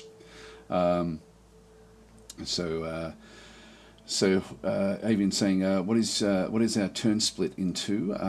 Yes, we're controlling an allied army as well. So that's why when we see the blues, that's when we're now playing as the dwarves, and then we'll go back to playing as the archons afterwards. So this is the actual defender of the fortress, and we're in here just to help. We're helping out. So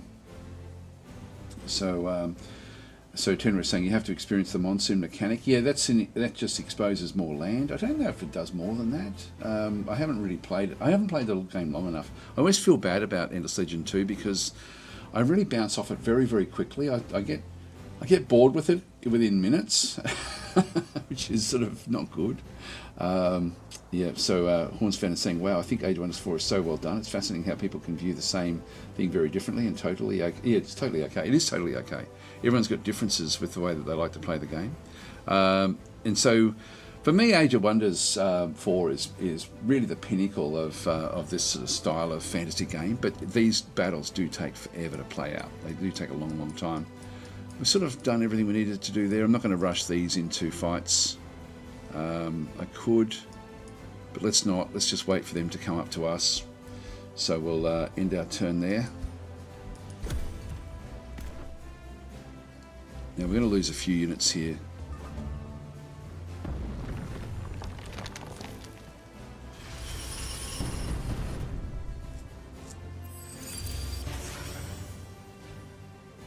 Don't mind them wasting time because it does give me a way to sort of move through here.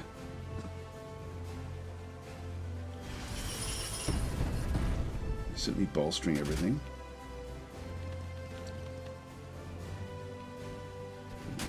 Hold on.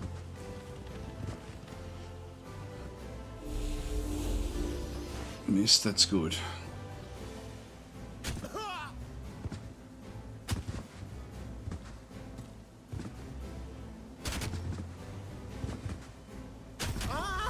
No, we're down. So we've lost a unit.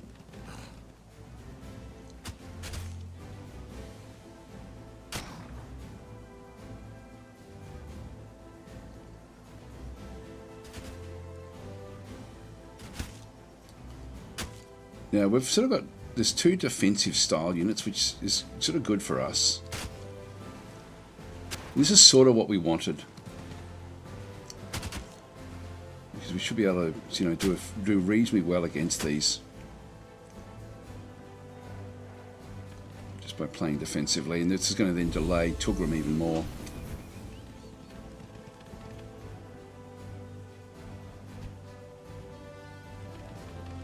Now they are coming. They're going to try to flank us, which is interesting. Do I get a good shot here with this one? Can do a bit of damage there. I might take the opportunity here. I don't want to hurt my own people, but I can just fire into there and just help out. That removes some of their strengthened. Just read a few more comments here, guys, before we go any further. Yeah, storytelling in EL generally is also absurdly great. In Age of Wonders 4, not so much, but the mechanics in sandboxing in Age of Wonders 4 is just incredible. Also, it's prettier, so I prefer Age of Wonders 4, says Fuchsen. Yeah, it's I haven't really found. I don't like having to read lots and lots of content, and I think that was a feature of EL2, which I didn't really particularly like. Because referring in my opinion, Age of Wonders 4 is a much better game than EL2. Yeah, look, to be honest, we're going to find, I think that if you're watching this stream, you're interested in Age of Wonders 4, so we also have to temper that as well. They think, okay, look, in general, we're probably, the audience, the people that are watching this are probably going to be more leaning towards this sort of game. But I really do struggle with EL2 a lot, like a hell of a lot, which I don't want to, but I just do. Yeah, so and Fluxen is in saying, to be fair, EL2 isn't released and Age of Wonders 4 has 2 years of development. That's very true. Tenor is saying my main gripe about, and also they do say right at the very, very start of the demo, we're still refreshing and adapting things. It's still very, very much, that's a very good point actually, because they're wanting to make it as good as possible for the players, and so they're inviting player feedback, and so which is actually another important point. Tenor is saying my main gripe with Age of Wonders 4 is its monetization, which I call the paradoxification, and not so much the gameplay. I thought the game, assuming they would release 1 or 2 major expansions, so they're doing the same BS as always, spam overpriced DLCs. Yeah, that's not true. That's actually not true, and I can explain why that's not true. So, if you are worried about the DLC bloat that certainly a lot of Paradox games have got, they tend to have some meaningful DLC. Like I'm talking about Europe Universalists and games like that. And you know, a lot of the typical Paradox type games will tend to have a few very, very meaningful DLCs, which can be a little bit hit and miss as well. So quite often you'll find that they rate fairly poorly. So some DLCs will rate highly, some will rate poorly. They also intersperse that with a lot of things like costumes or flavor type stuff as well. So you end up with lots and lots and lots of DLC, where a lot of it's not really all that meaningful. Whereas I can tell you, like the well, first of all, when Triumph was bought, you know, when they sort of went into partnership with Paradox, I'm not sure what the deal was there, but certainly Triumph was still in charge of what they did with their DLC. So Planetfall, and I think most people who play Planetfall will agree that it really could have done with more DLC. That was too short. But Triumph made a commitment to their audience who were concerned about exactly this. They made a commitment back in Planetfall that they were only going to bring out 4 DLC, and it really needed more. And so they didn't make that commitment with Age of Wonders 4, but the DLC has been so dramatically good each time, even though it's not cheap, but it's also adds so much to the game, like just so much content. So I don't have a problem with the DLC, and I haven't really come across very many people who have. Like, it's one of those things I really thought there'd be a lot more kickback against the DLC from Age of Wonders. In fact, it was funny the other day when we found out that there's going to be a 3rd season of DLC for Age of Wonders 4. The overwhelmingly was, oh, fantastic, we're going to get even more content, like rather than it being, oh damn, here we go again, even more DLC. It's hard when you're late getting into a game to sort of figure out what to do, but you don't have to get all the DLC with this as well to have fun with it. So I mean, I'm really thankful I've got all the DLC, and you can get sort of like season passes, but really can't fault any of the DLC that they've brought out. So yes, is a lot, but God, it's added a lot to it.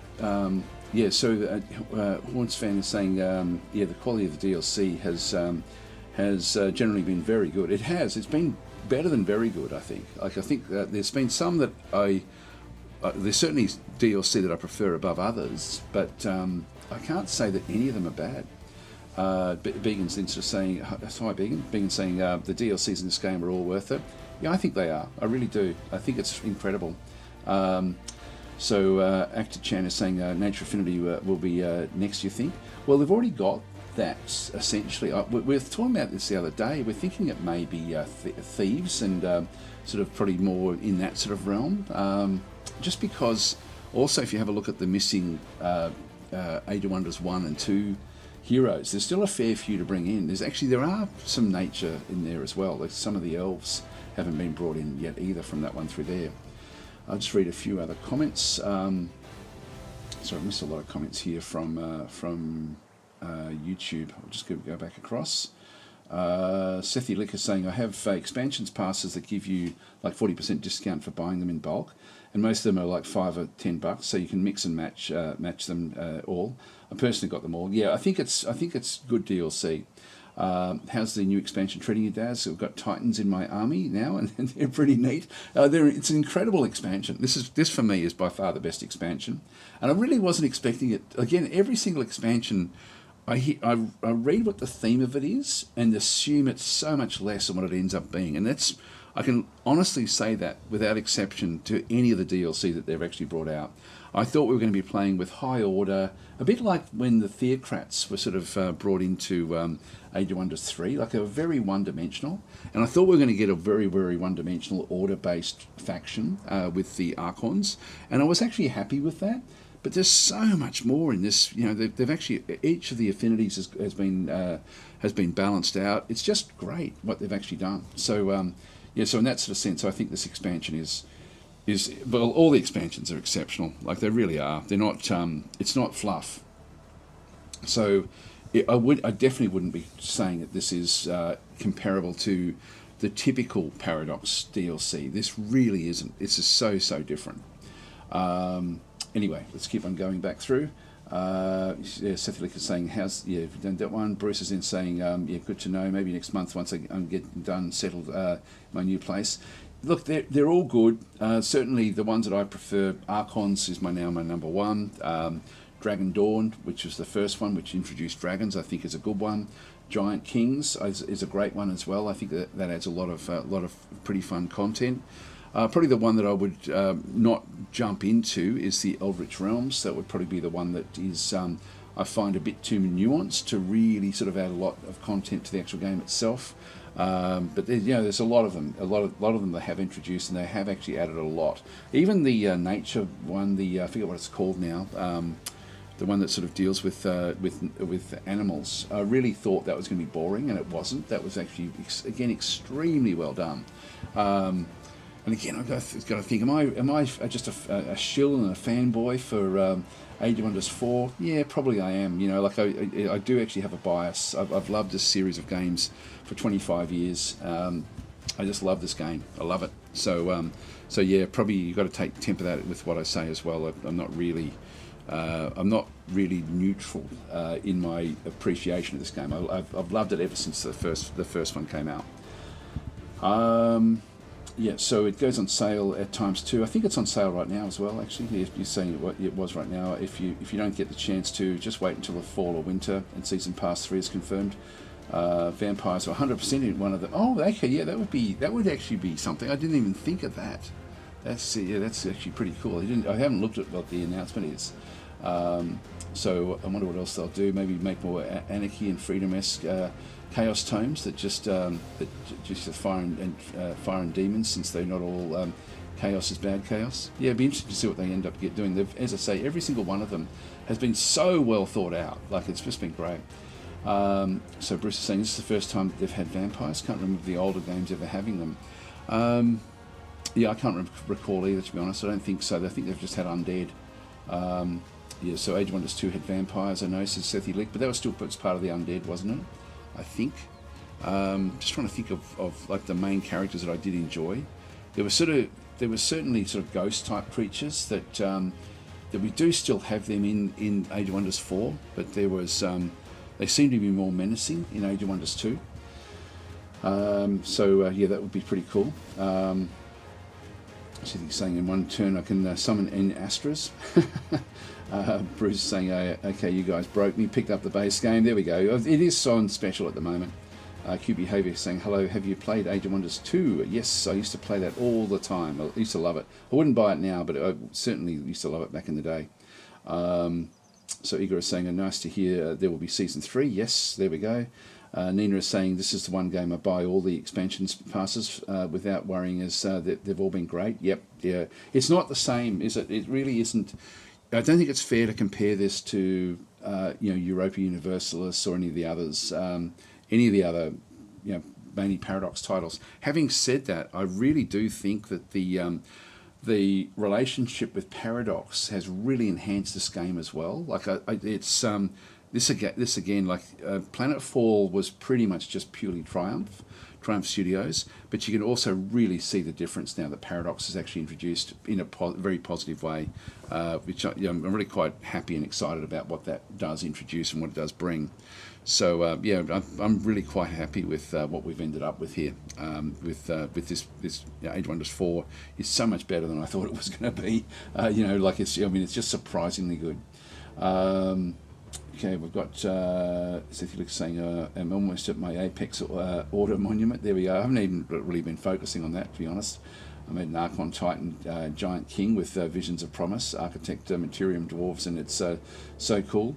I did that as well, an Archon Titan Giant King, but I found it a bit underdone, like in terms of it was just a Giant King at the end of the day. So anyway, let's keep on going with these. So we do actually have, probably going to have to sort of come back in around and start to roll this one back through.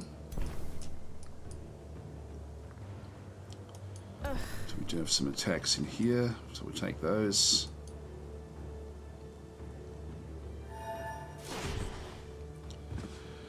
So we've flanked that one. This Cultivator. I'm probably going to need to have it attach itself back there if I can. I don't think I can reach it. 3, 4. I can get to that one.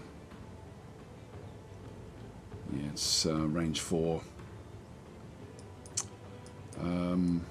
If I move that one up, that might be the way to do it, I think.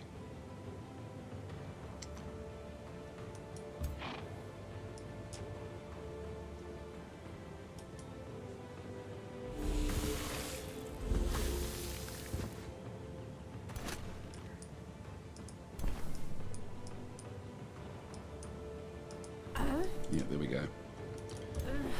Right, let's see if we can actually resurrect this one and just keep it, or not resurrect it, but just keep it safe. So we're going to dispel, this should dispel the taunting.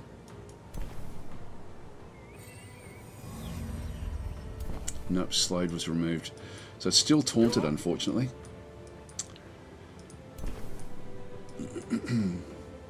Now I can smack that one. I've got 2 there, I've got 2 there, and I can then do a rear attack.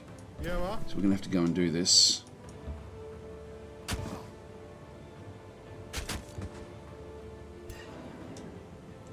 This one does get 1 shot at it. You can kill that one off.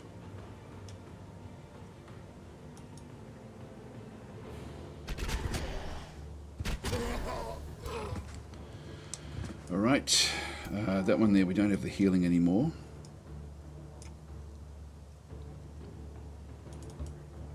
Let's move that one up. It's only a graze.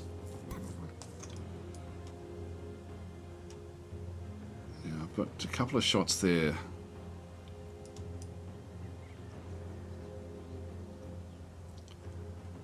Let's move that one across into here. This will die this turn.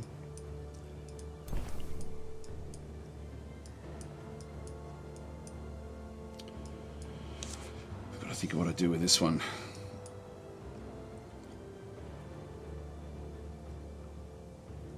Well, let's keep on compressing this down this other side.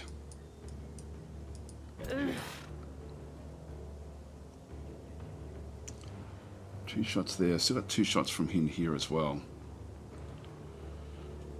Look, we're going to get a little bit of bolstering if this one moves into here.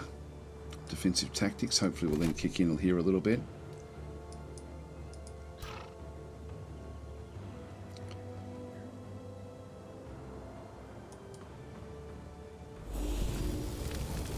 We may have screwed up here already, so we may have to even redo what we've done. Let's just stop that one from charging around too much. Now we do have the condemnation again. Not that I can really make good use of that just yet. Everyone has sort of moved. These don't have the benefit of fighting against condemned units, whereas our units do. Actually, what else do we have? Wrath of the Faithful. This one here is friendly units to 1 hex radius. We just get extra defense and resistance.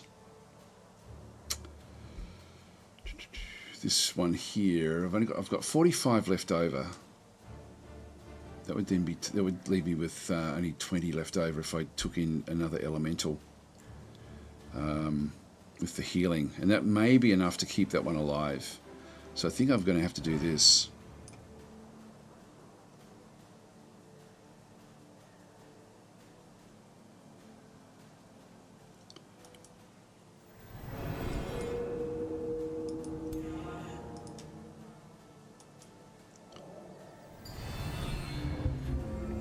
Taunt was removed. There we go. That's what we wanted. That sort of gives us back this unit, which hopefully that will now be enough to keep that one alive. And I think that we now are done.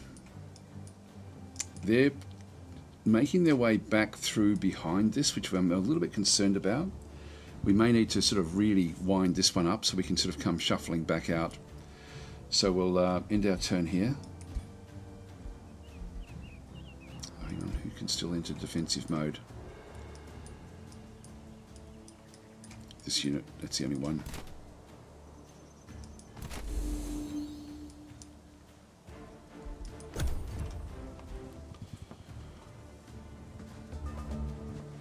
So we now have this one.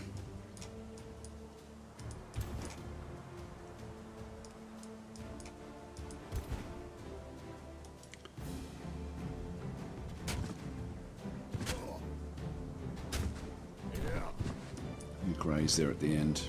So we get a kill there.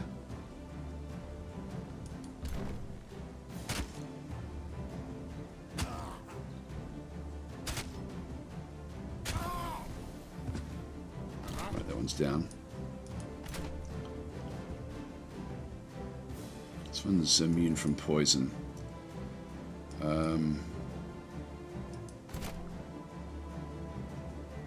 can start to break this one.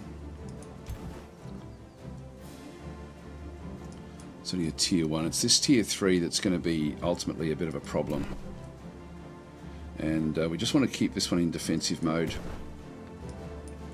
And just keep them sort of blocked.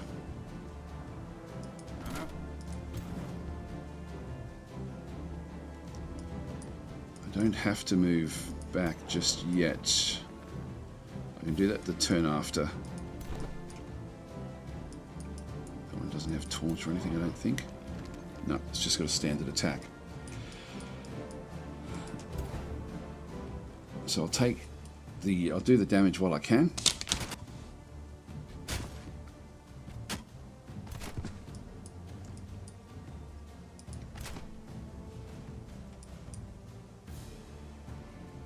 poisoned. There's a 44% chance of poisoning that one. We're going to be here anyway next turn. Look, I'll might as well just get rid of this.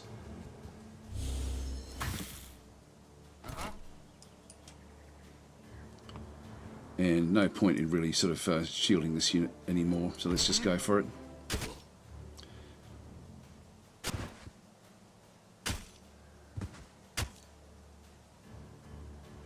What is that unit? Oh, copper golem, okay. So that's pretty much everyone.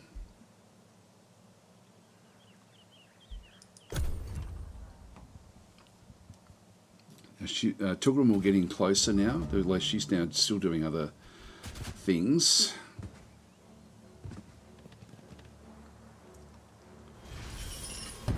So they're bolstering that, which I don't mind. Oh, here she goes. Yeah, so Tugram is not really a big problem to us just yet, but will be in the next turn. This is good. Hold on, hold on, hold on. Just so we can get in behind.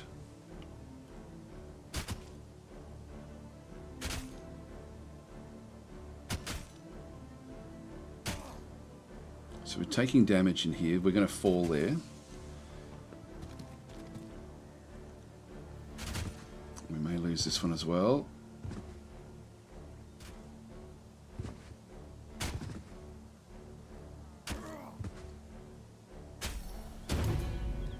Got it. Good.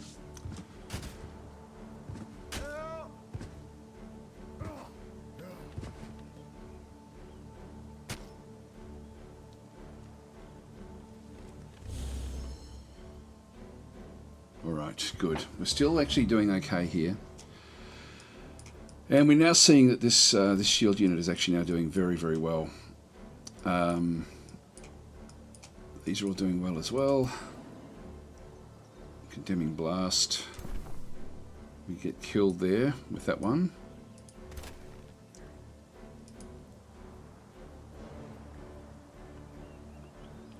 Take a bit of damage to ourselves, which I don't want that to be the case. So we'll hit this one here. It's the only one I've got a really good shot at. I do have to get rid of this one at the back here as well, but we'll try that a different way.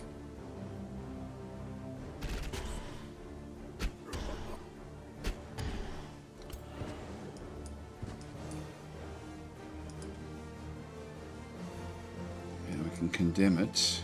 That will then give us misfortune. We can kill that one off.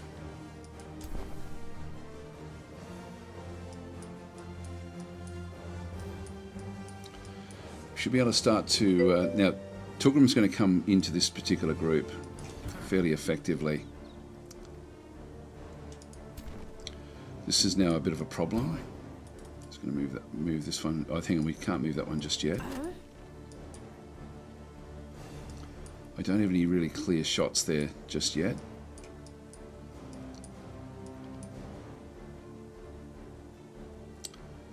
It's going to be too dangerous for me. So I need to move this one back. Missed. It's okay. Thanks for the subscription there, Wodel. That's much appreciated. This is now still the major threat, but we are going to lose units ourselves if we stay where we are in here. And this one in particular, it's only tier 1, but it's already... This copper golem is going to cause some issues for us. Need to somehow destroy it.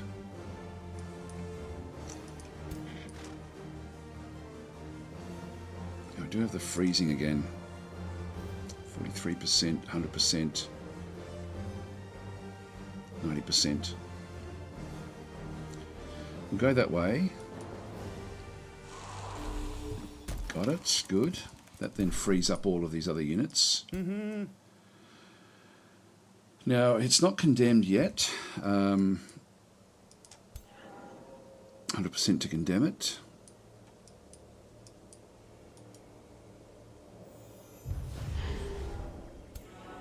which means that we then have better attacks in through here.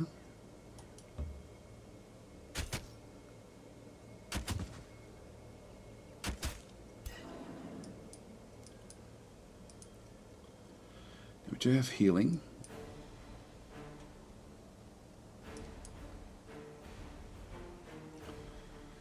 1, 2, 3, 4. I can actually do heal that one back up again. I've got this one as well, which I'd like to heal.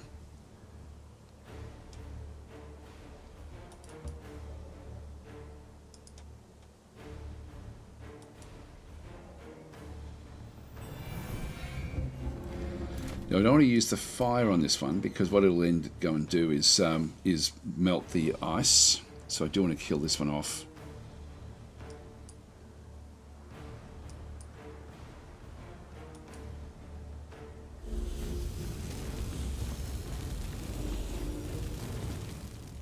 Did we miss one? Damn, we did too. Nah.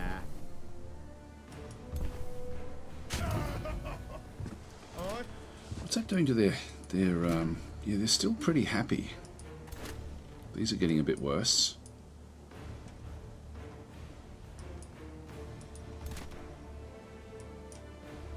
Better off just coming back up in here, I think, and Yeah. dealing with these now.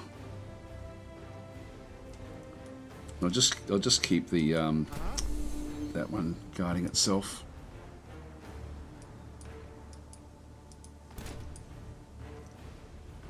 I can really flank this one and just try to keep these protecting this little zone in here, which I think is what I'll do. I may even switch out and move it down into this zone and actually let them just protect this little break. So let's go back into here. We only have one action point from any one of these spots, so let's just move this one into here. Start to flank this one from either side.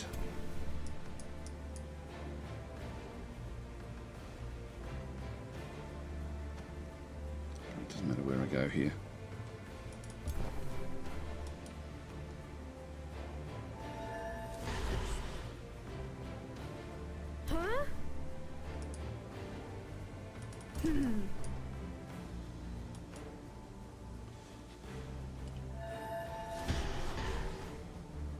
So that's status vulnerability, which if we do end up using a free spell again, we're going to be okay. Now the condemnation and those sorts of things. So we can afford one of these. We've still got 2 of these condemnation spirit damages.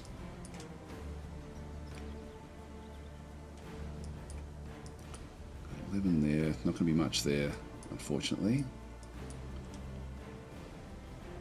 This isn't going to be all that impactful down this other side, so I think we'll condemn this one.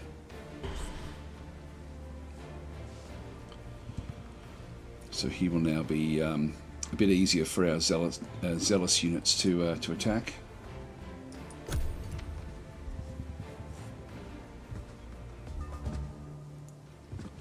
So we now have the other group. So now what we need to do is we need to now start to switch around. I want to bring this one back up into here, which means all of these need to start to reshuffle around. And just to create like another gap.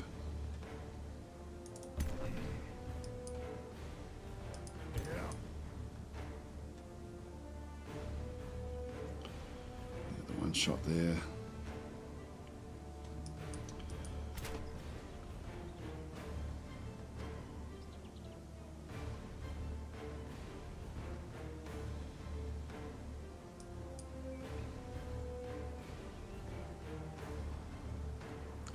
Bring him out too far.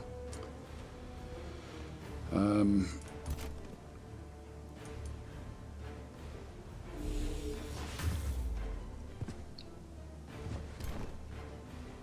is low here.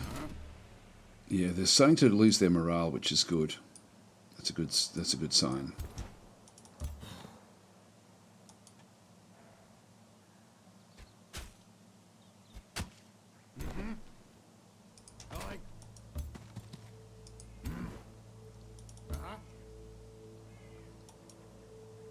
These are very, very strong. Missed and hit the other one. That's okay.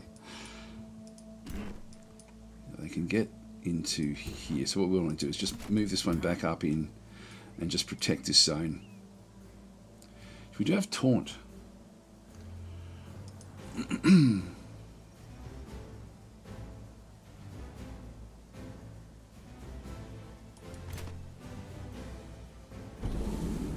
Resisted it, unfortunately.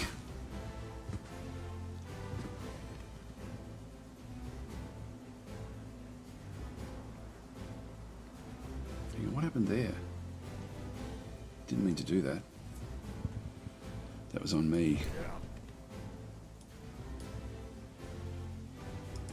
I accidentally right-clicked when I shouldn't have. So I just want to keep that one there. That was not good. It's funny, just little things like that. You can lose the whole battle if you do that sort of stuff.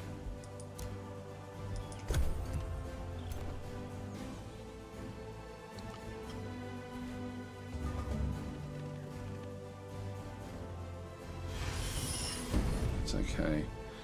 Don't mind them sort of wasting time here a little bit.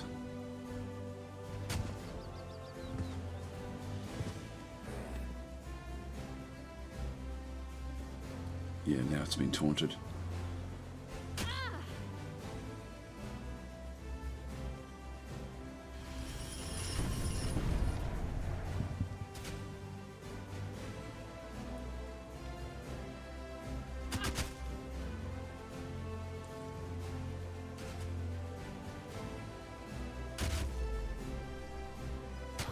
It's very unhappy, like these are now losing their morale very quickly, so we can hope that that's going to be the thing that will actually then keep us going. We're going to need to get this one healed up, and we do have one here that we can actually do that with.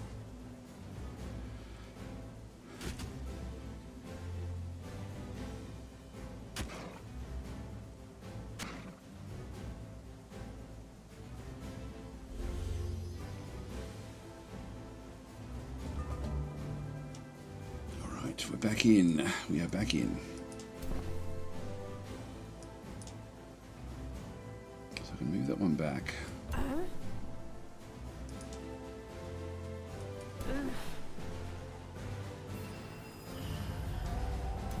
we've got bleeding removed now. So we've now got the connection back through there. We can kill off this hero. It's got to be good. Bang, down. Surely the others got to be losing their morale now.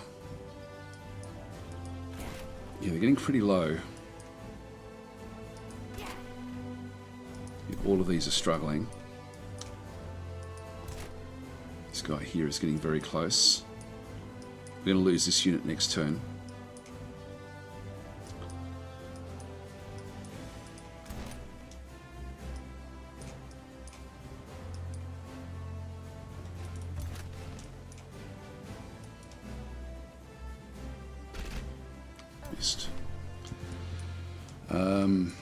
Now we have to get rid of this guy.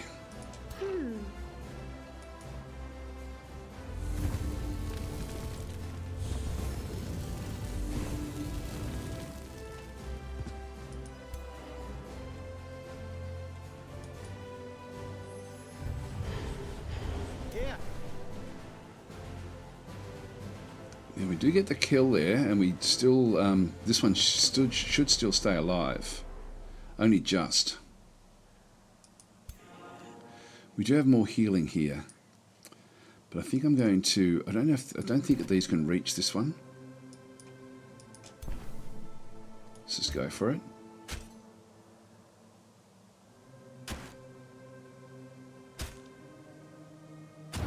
Got it. Now we're down to minimal areas. Actually, we are bleeding, so now we will have to heal that one up.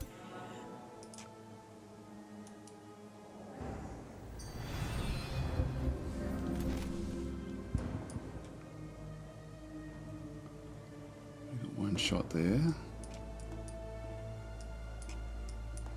So we're down to pretty much just handful of different units down this other side.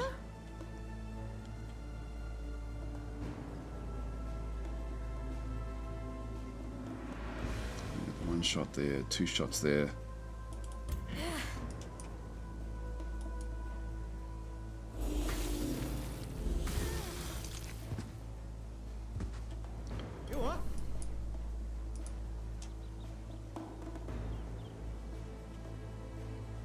We got one from either one of these.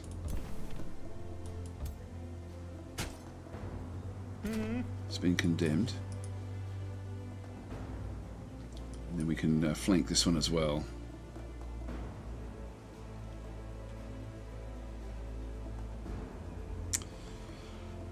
Yeah, this one's now really close to breaking. Huh? All right.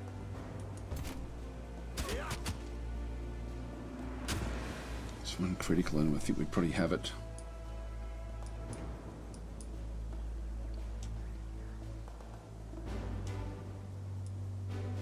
Keep that one out this way.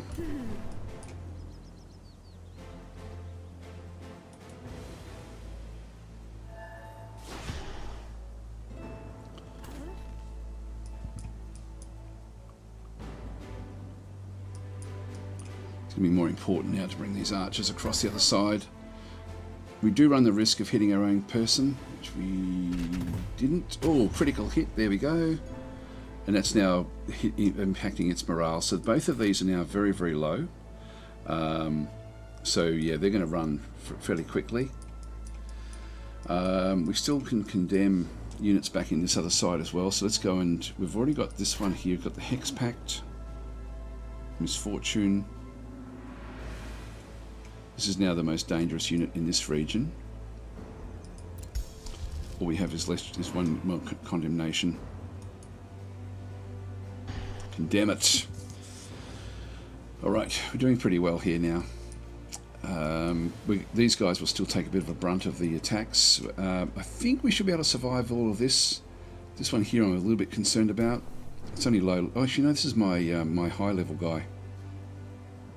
We should still be okay, I think. So we would have liked to have kept him hale and healthy, but not to be.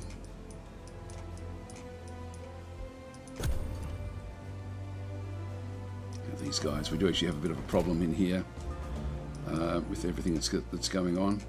They're going to break through.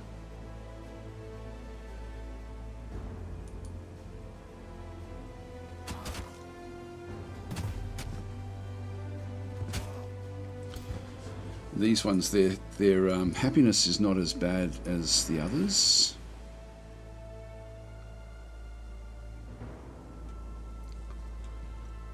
I'll just keep these going at 50%.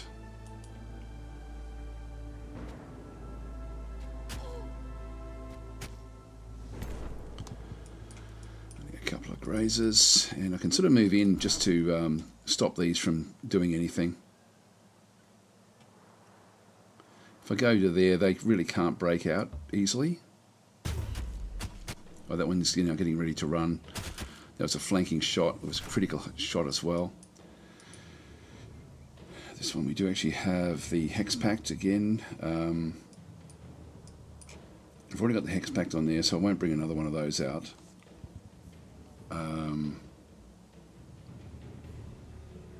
Yeah, I'll leave that one where that is. Let's keep on just trying to push what's happening in here.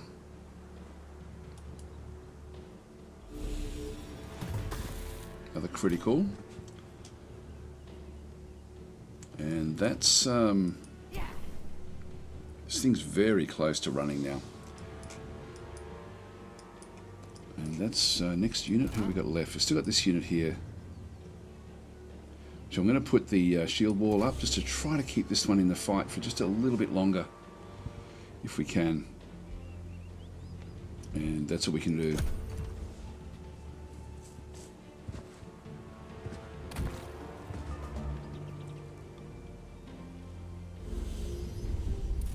Already know, small wyvern.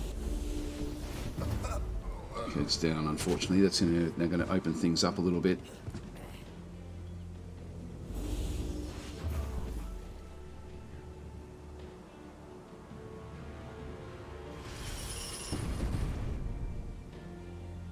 Bolstering that one, which is actually okay. Yeah, it's going to go after that one there, which should still be okay. It's not going to do dramatic damage.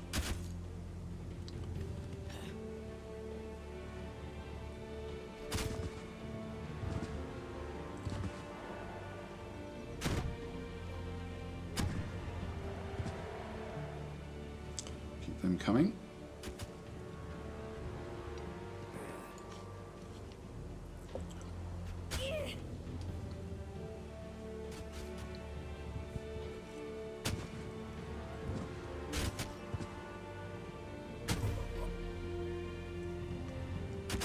Yeah, we just have to hope that they run soon.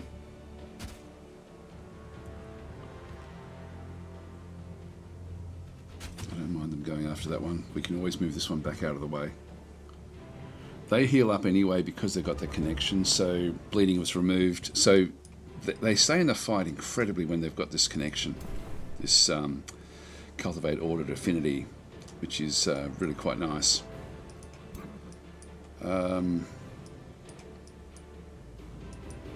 One of these is going to be disappearing. Oh, it's already gone. It's already gone. Let's move this one over. Do the lesser heal there.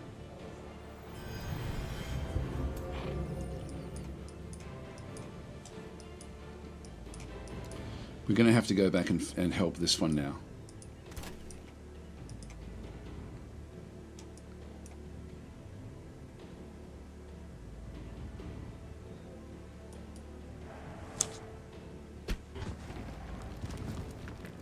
That's good.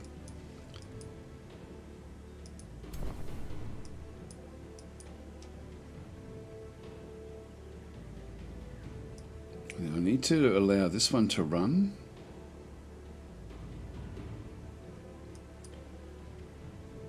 Well, this one here actually has to run. Maybe both. But I'd get a 50% there. So I think I'll take that one into there.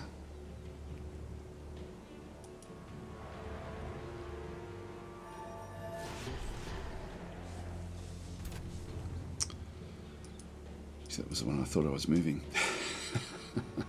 It's not quite what I wanted. Yeah, I can't reach that. So we'll move that one up.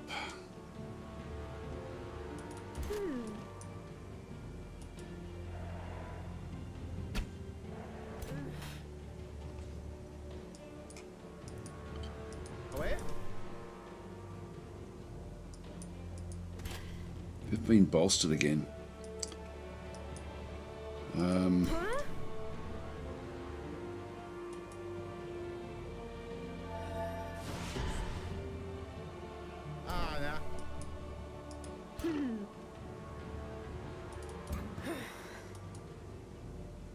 that way. We should do have the freezing. I should have done that.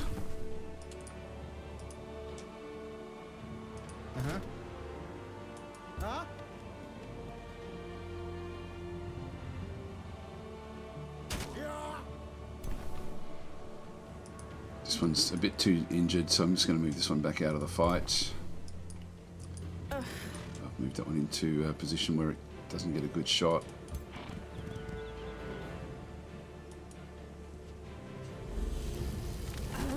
We need to start to move these back into this fight now. Get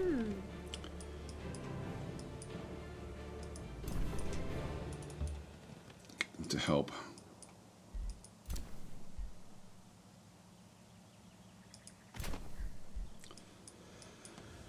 Alright, so it's down to just small forces now.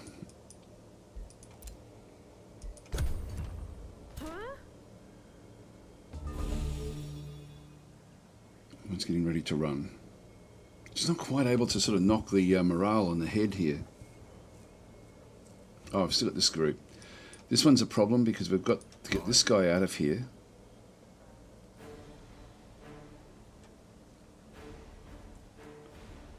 And then we still need to close the gap.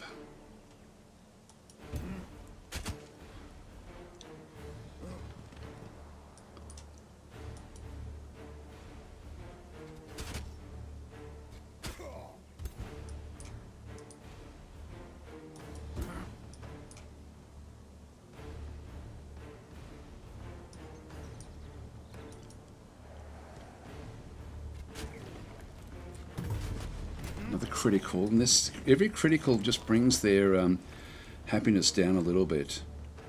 Their fumble chance is increasing.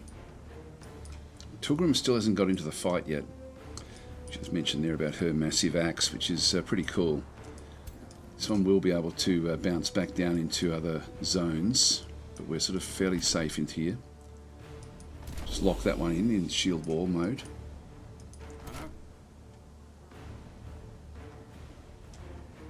Now that one's it's a bit dangerous for us there.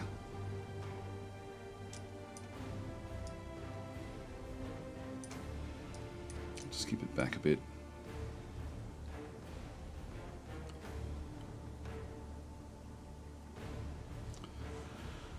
He's only got 88. Got the archers. We've got too many archers up this way. Look, I'll just pop him in there.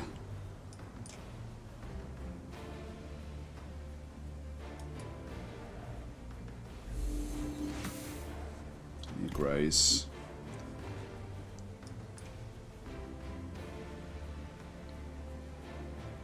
Oh, I still got the halberdier here. I didn't realise that. In that case, I'll just lock him in. He's actually lost a lot of his defense is terrible, so he's not going to last.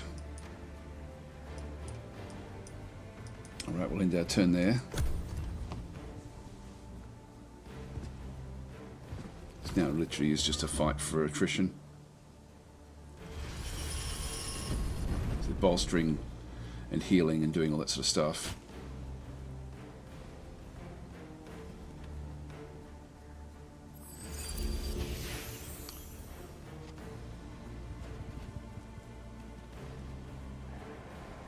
Oh, you know, I'm forgetting I've got actually a double...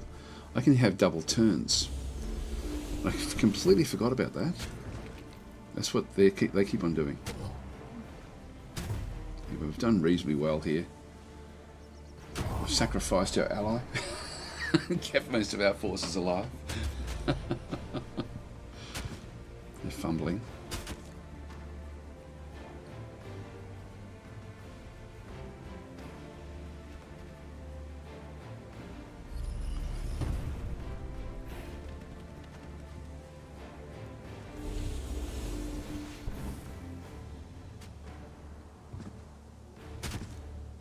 We'll definitely try to bring down the group and just get a couple of shots with the archers.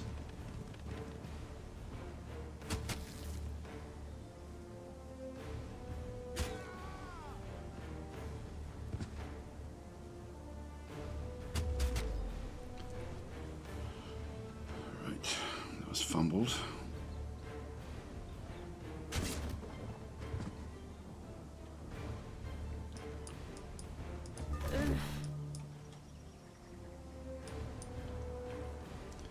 So we got to kill this thing off.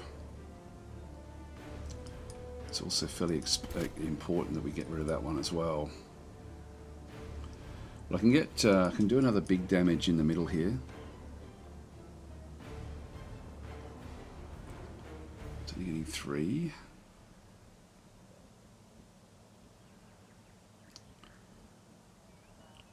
Let's just take it anyway.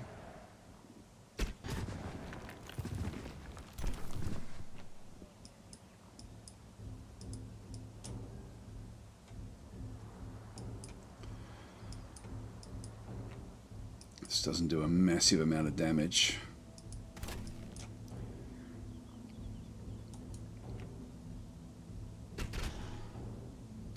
Yeah, graze, that's not good.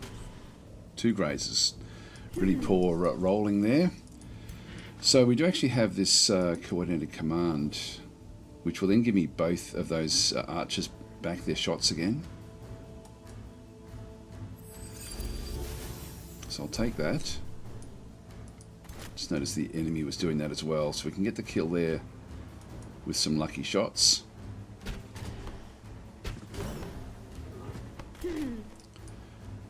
One's down.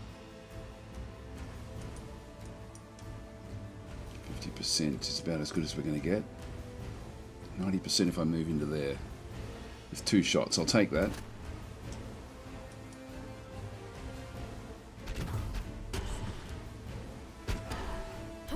And you graze at the end there. So we're rolling pretty badly. It's 50%. It's 90% from there, which isn't great. I'm going to move it around here to the 50, just to open up this corridor. Oh, critical. That was good. So how are we going? This one's still got its happiness. And we do need to bring this one in just to support everything. Really need to keep this one sort of in the middle here, I think.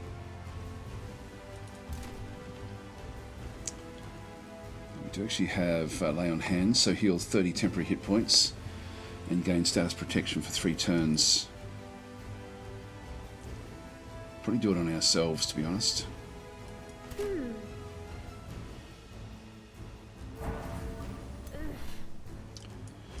Alright, we've still got these guys, which are just proving a little bit difficult for us to really do the damage to. If we can kill one, the rest of them will probably jump.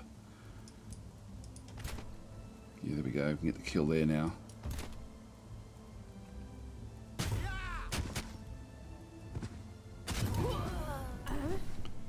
It's got to have brought them down.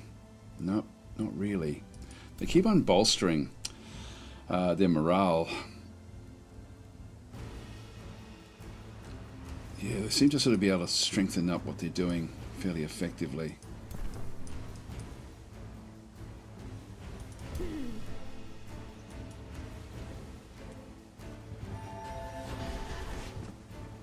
Just keep on trying to bring them down if we can. These are all quite weak at the back here now. That's you only got 18 hit points. This one here has only got 22.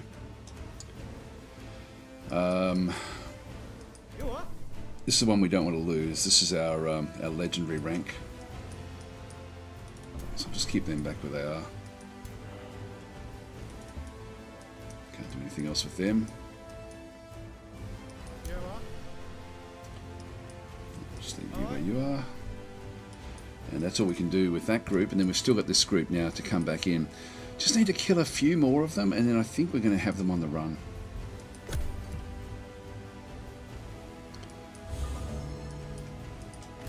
You're going to have to go and take this hit. We only have the one shot there, so I don't mind going into here to do this.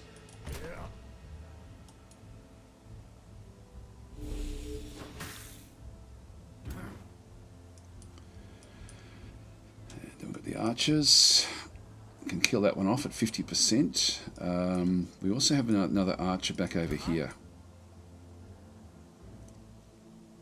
We do actually have this one. I'm going to go for that one there.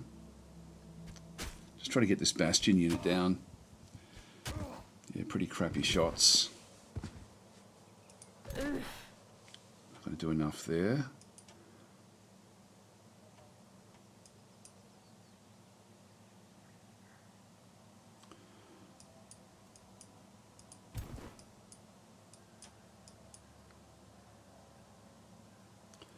Also try for the kill.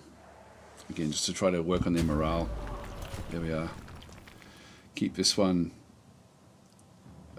defending. That's all we can do.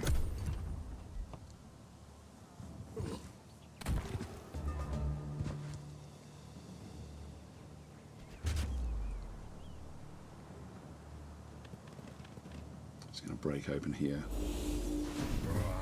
That's then going to open up into the archers.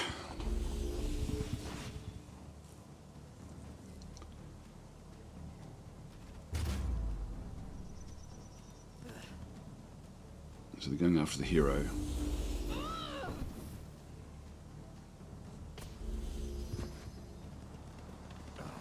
Yep, so they're now flooding into where the archers actually are. Hopefully we can do some damage there. That leader there can still keep on looking after himself.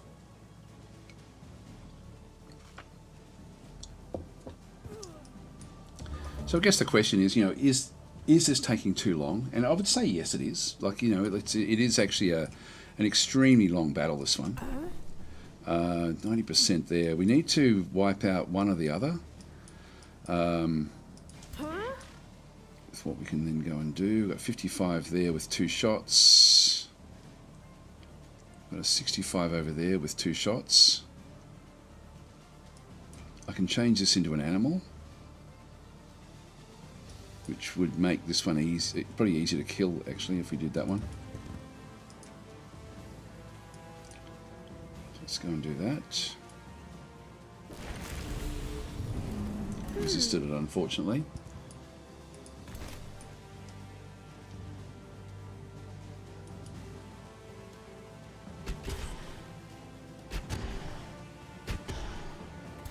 Getting there.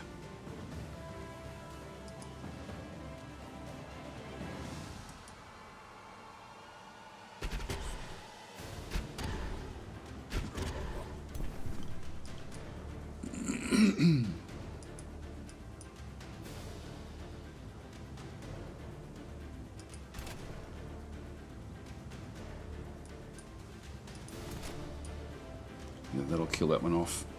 I should be able to do this one with the smite. So let's go and do that. Yep, that'll get the kill. Bang with our paladin. So yeah, these are now getting very, very close to running now. Just a couple more little hits, I think.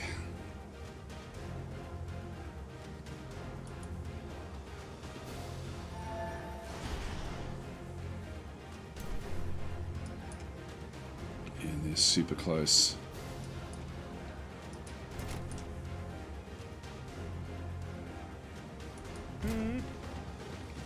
These are quite weak in terms of what the damage that they actually do.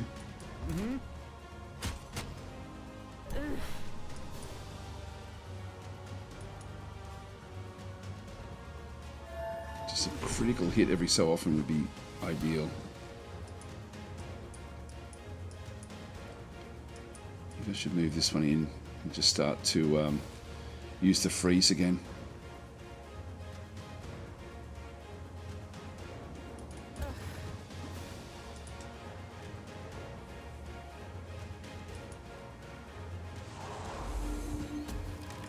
It's frozen.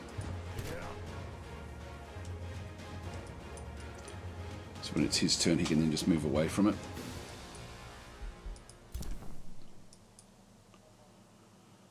Don't really want to have them rush up just yet, because we don't want to lose those. Now we do have healing in through this other side.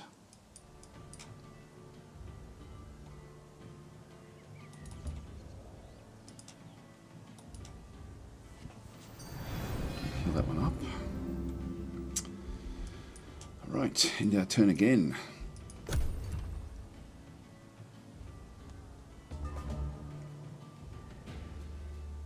Tulgrim is getting very close, and I really want to try to keep these back a little bit.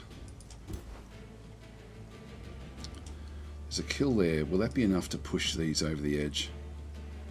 So we're getting good shots here as well against Tulgrim herself.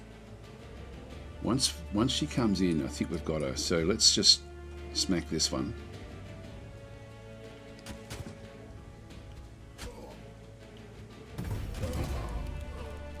Yep, morale went down wildly there.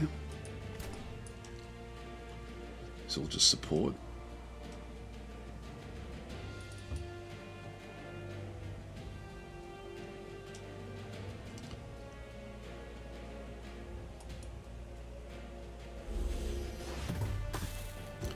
Another critical. So that's yeah, this thing's so close to running now.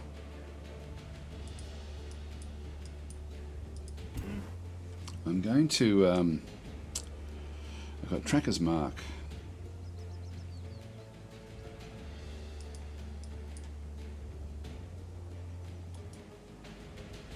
Just get this one ready.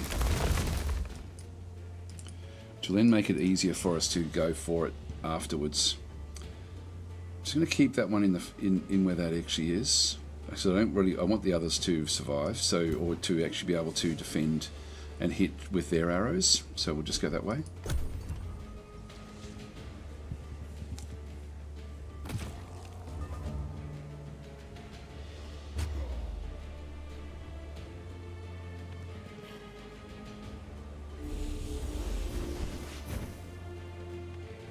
Here it comes.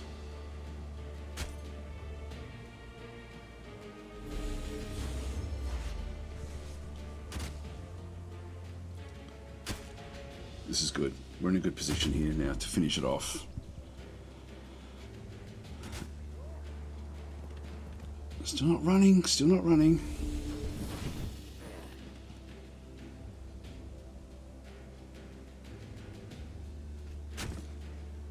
These have been, they've tied us up in this corner here for quite some time.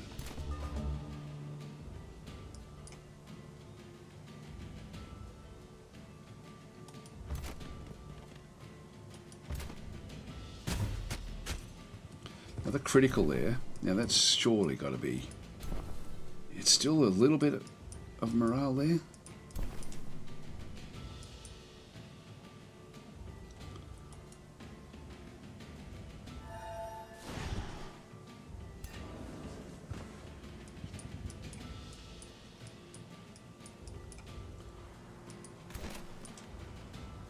%.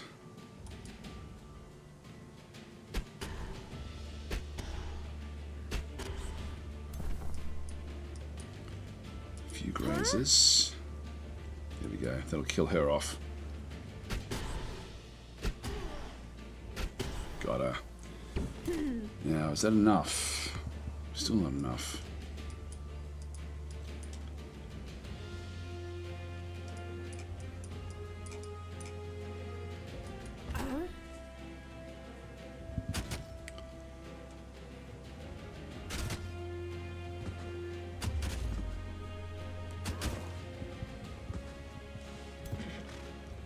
Yeah, Muskerman is saying I'm going to end up buying Zephon. I'm enjoying it. It's a good game. Very, very good game. Really, it's just now a matter of cleaning these up.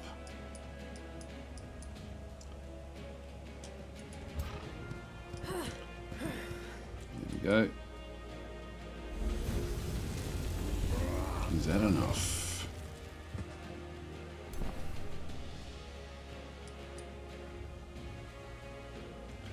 They're running. They're running. Oh, she's come back over here.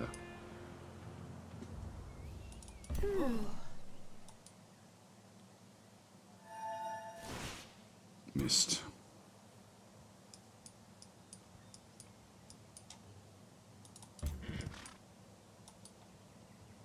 Come on, those us. Oh, we missed there again as well.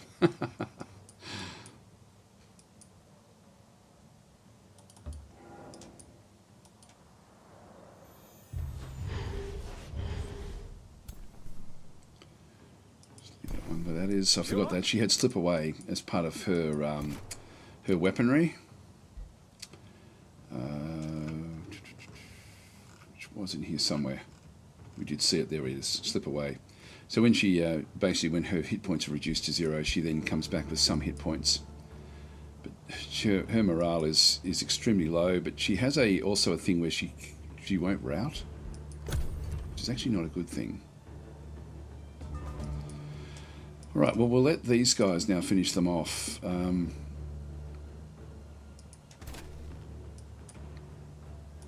20% chance there.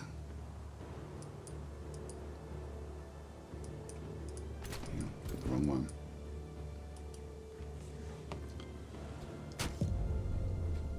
There we are. Job done. So the enemy is fleeing the field. Do you wish to claim victory and win the battle? I'll say yes. So we lost one unit, I think, out of ours. So we did that one fairly well. Yeah, so we lost one of our units, one of our zealots, one of our low levels. Everyone else went up, which is good. This one's now gone to champion as well. This Shade Maker. Yep, we went up a level there as well. He's gone up another level. He lost a few of his units, so 3 of his units, but we've pretty much wiped out all of theirs yet again. And one of their steel shapers and one of their arbalists has managed to escape to get back to their capital. So it's sort of tempting to go after their capital again, but it was so difficult last time. I don't think I'm going to worry until I've got some better units. So we'll just go and close that one. So that was good for us. Now this is an invasion force. Oh no, they're just taking out little areas.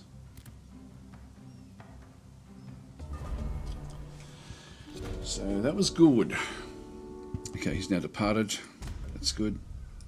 We've got everything we needed. Alright, so as we sort of have a bit of a look through, we've got the Free City declared war on you. Who was that? Astropolis. Hang on, what? Where are you? Oh, underground here somewhere. Alright, we don't even know that one. It looks to be aligned with the elves, but it is actually an Archon city. The cult chosen ones.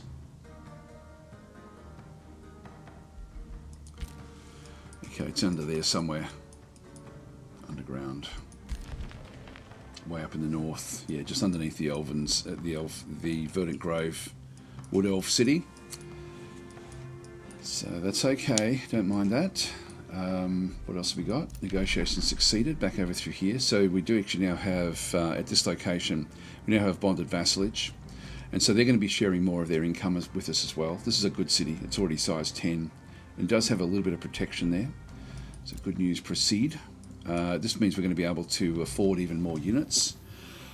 You know, it's sort of, the defensive units are good for just blocking, but that's about it. Whereas the archers really do, they're the ones who are smashing everything at the moment. I could almost end up with sort of like legendary zealots as my main melee forces, and have, like, as they're coming up, anything that's not actually legendary status, just end up with them you know, if they're expendable at that point. So we ended up hasteberries have been acquired again, which is we've already had them before, so we've got 2 of those now. Hero leveled up. So this is Dagora the Keen. So we now have the XP. I'm now tempted to go and get that.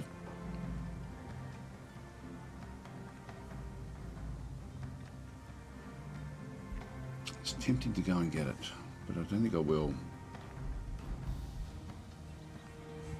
What else could we do over here? Elemental Gateway. So deals damage to adjacent enemy units, teleports away. We don't really need that unless we're going to go back over here to get the summons, which can be useful. I can always go back and get that. Now the Zealous is also a good one for us in terms of the damage that we then cause. Amplified magic, and then we've got the defense and evasion goes up. We did take a few hits. If I go there, I do then end up moving down more into these sort of other magical areas.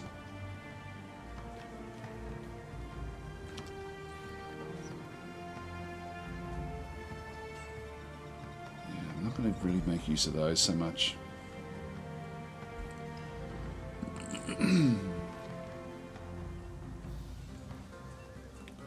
Yeah, I think I might go this way and then we'll end up with this one over here. Or, I'm so tempted to get this, just to keep on really pushing my units up with their XP. It's such a nice way to just be hovering around and getting experience for everyone. Getting that one as well, to 10 extra hit points. You can see it doesn't take much, you know, for them to really sort of, you know, be very, very useful.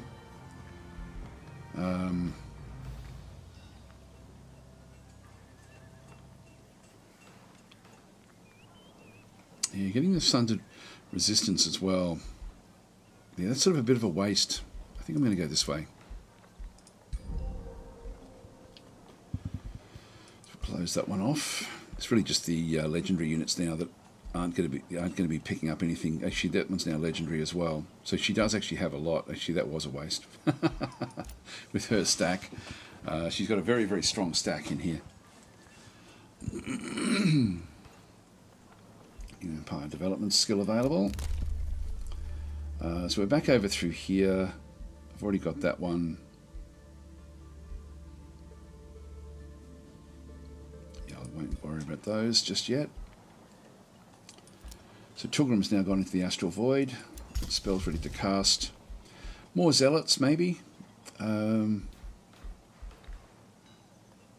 Certainly useful, as are these. The Condemning Blast. Be good to get these leveled up as well. Maybe I'll grab another one of these now. And the Inquisitor. We've now can start to build these as well. This is an aggressive skirmish unit that can inflict condemned and stunned. So this is actually an awesome little unit. So select new research. Got those which we don't want. The Burden of Guilt is target sustains 20 spirit damage, loses 50% of move points on the world map. This is an army spell. I'm never going to use it. I'm going to always forget I've got it. I'm going to reshuffle the library. So we've got a lot of mana. And what else do we have? Mass Condemnation, which is good. Faithful Whispers. Allegiance with target free city increases 30% faster. Won't really need that one. Inspiring Chant. So this one here is for any units, 2 hex radius gain plus 10 morale. I'll get the Mass Condemnation. So we're going to be having Inquisitors and so on and so forth. So I no longer need these in here. This is now safe for a fair few more turns before they're back. So let's move these back up into our zones. And we'll go and start to build. We've still got a Shade Maker coming in through there. The Inquisitor, 140. Why can't I do that? Oh, we need an Ascended Garden. Town Hall. 1 turn and we get the Architect Institute. Yeah, so I'll wait for that one to come. Actually, what I might just do is just queue that one up because I do have to get going. So we'll boost that one along, and so we can start to get these Inquisitors. And down in here, so we've got the Tavern coming in 2 turns. That's okay. And we do want to go down and just clean up this area.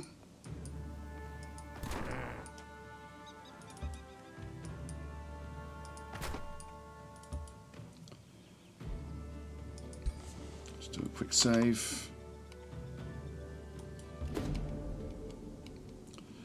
I will just let them go. Just go more good. There we go, that's good.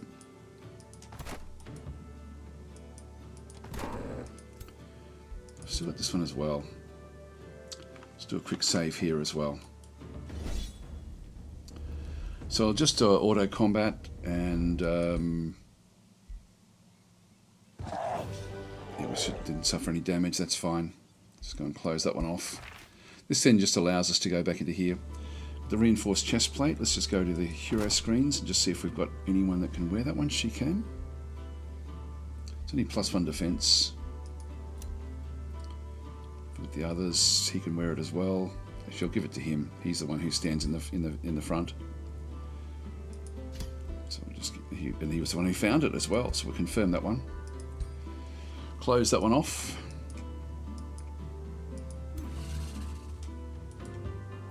Bring that one back. So we're now good. Sorry, your alignment has changed from good to very good. So we end up with extra relations with free cities and rulers that have neutral or better alignment, and random events that occur at 20% chance of being positive, which is nice. It's a nice way to be. So we've sort of now run out of time, guys, so I'm going to leave that there. I'll just read a few of the comments before we get going.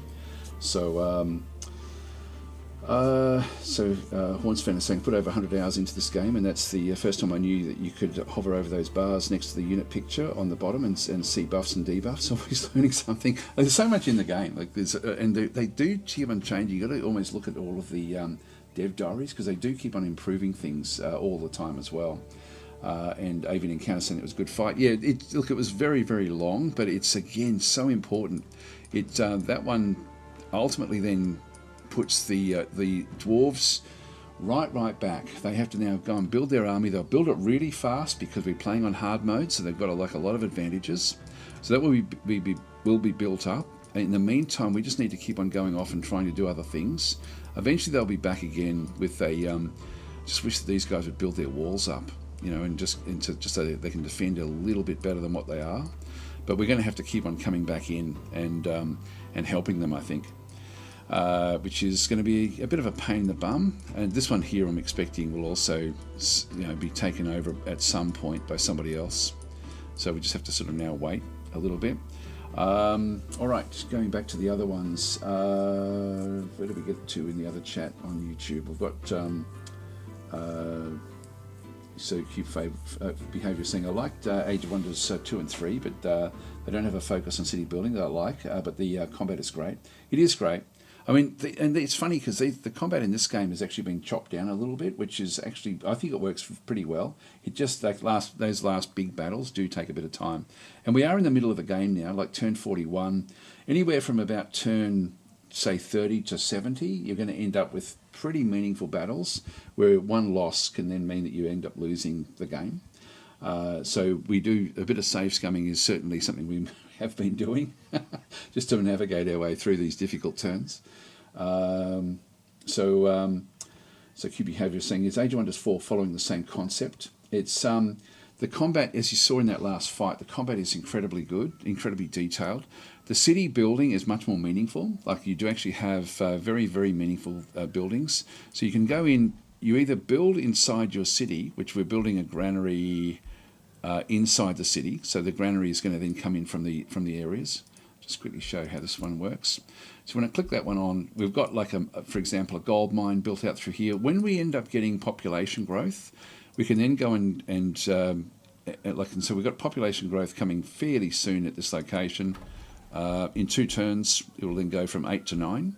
At that point, we can then go and grab one of the other locations. And so in this case, we've got like a conduit type thing in through here. We've got gold mine, quarries. And so as you just build up, you tend to just get these sort of basic type of sort of building out in the actual provinces, but then you are building all the time in here as well. And so you've got, like, if I go back into the build menu, these are building inside the city. So we have all these different sorts of buildings we can then go and do, which really are important. So for example, this one here then allows us to then go and build. So it's a bit like Age of Wonders 3, but we also then have the special province improvements. What these are is we can actually go and place these out in the actual wild. And so I don't actually have any farms. Yes, I do. I've got one farm there. So what I can do, if I wanted to get this abbey, so this abbey is a special province improvement. It gives me plus 10 knowledge and plus 3 knowledge per adjacent farm. So I could build the abbey here, and I wouldn't want to be taking over like getting, you know, where we get mana from. But I could actually go and replace this this forester with an abbey and pick up 13 extra knowledge from that one. And so counts as a research post, you know, and so we end up essentially with that one sort of working fairly well. And we get these by, we're playing like a good faction. Circle of Zealotry.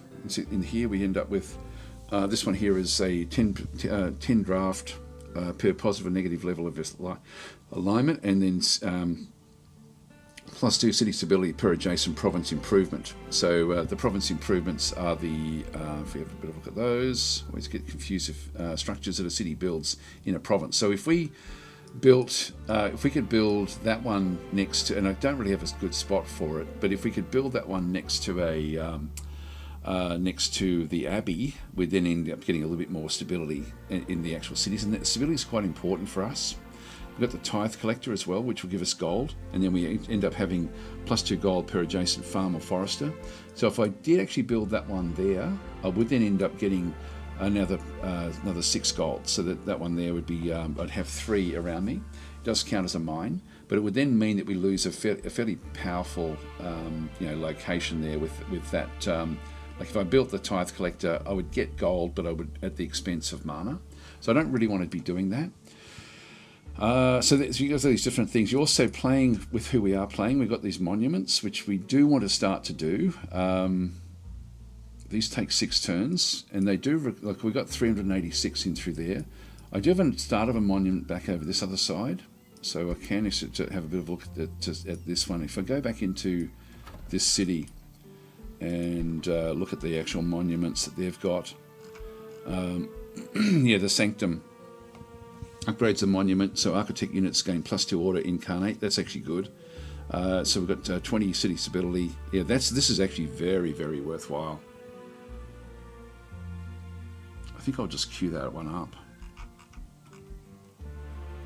Granary would be good as well. Yeah, we've got a few. I might just wait for that one. But that's actually something where we do want to keep on building up these monuments. So there's a lot of nuance in the building now with this game as well. So it's actually it's pretty cool the way these sort of do work. I'll just turn them off. But that's all the different sort of improvements that we've done so far.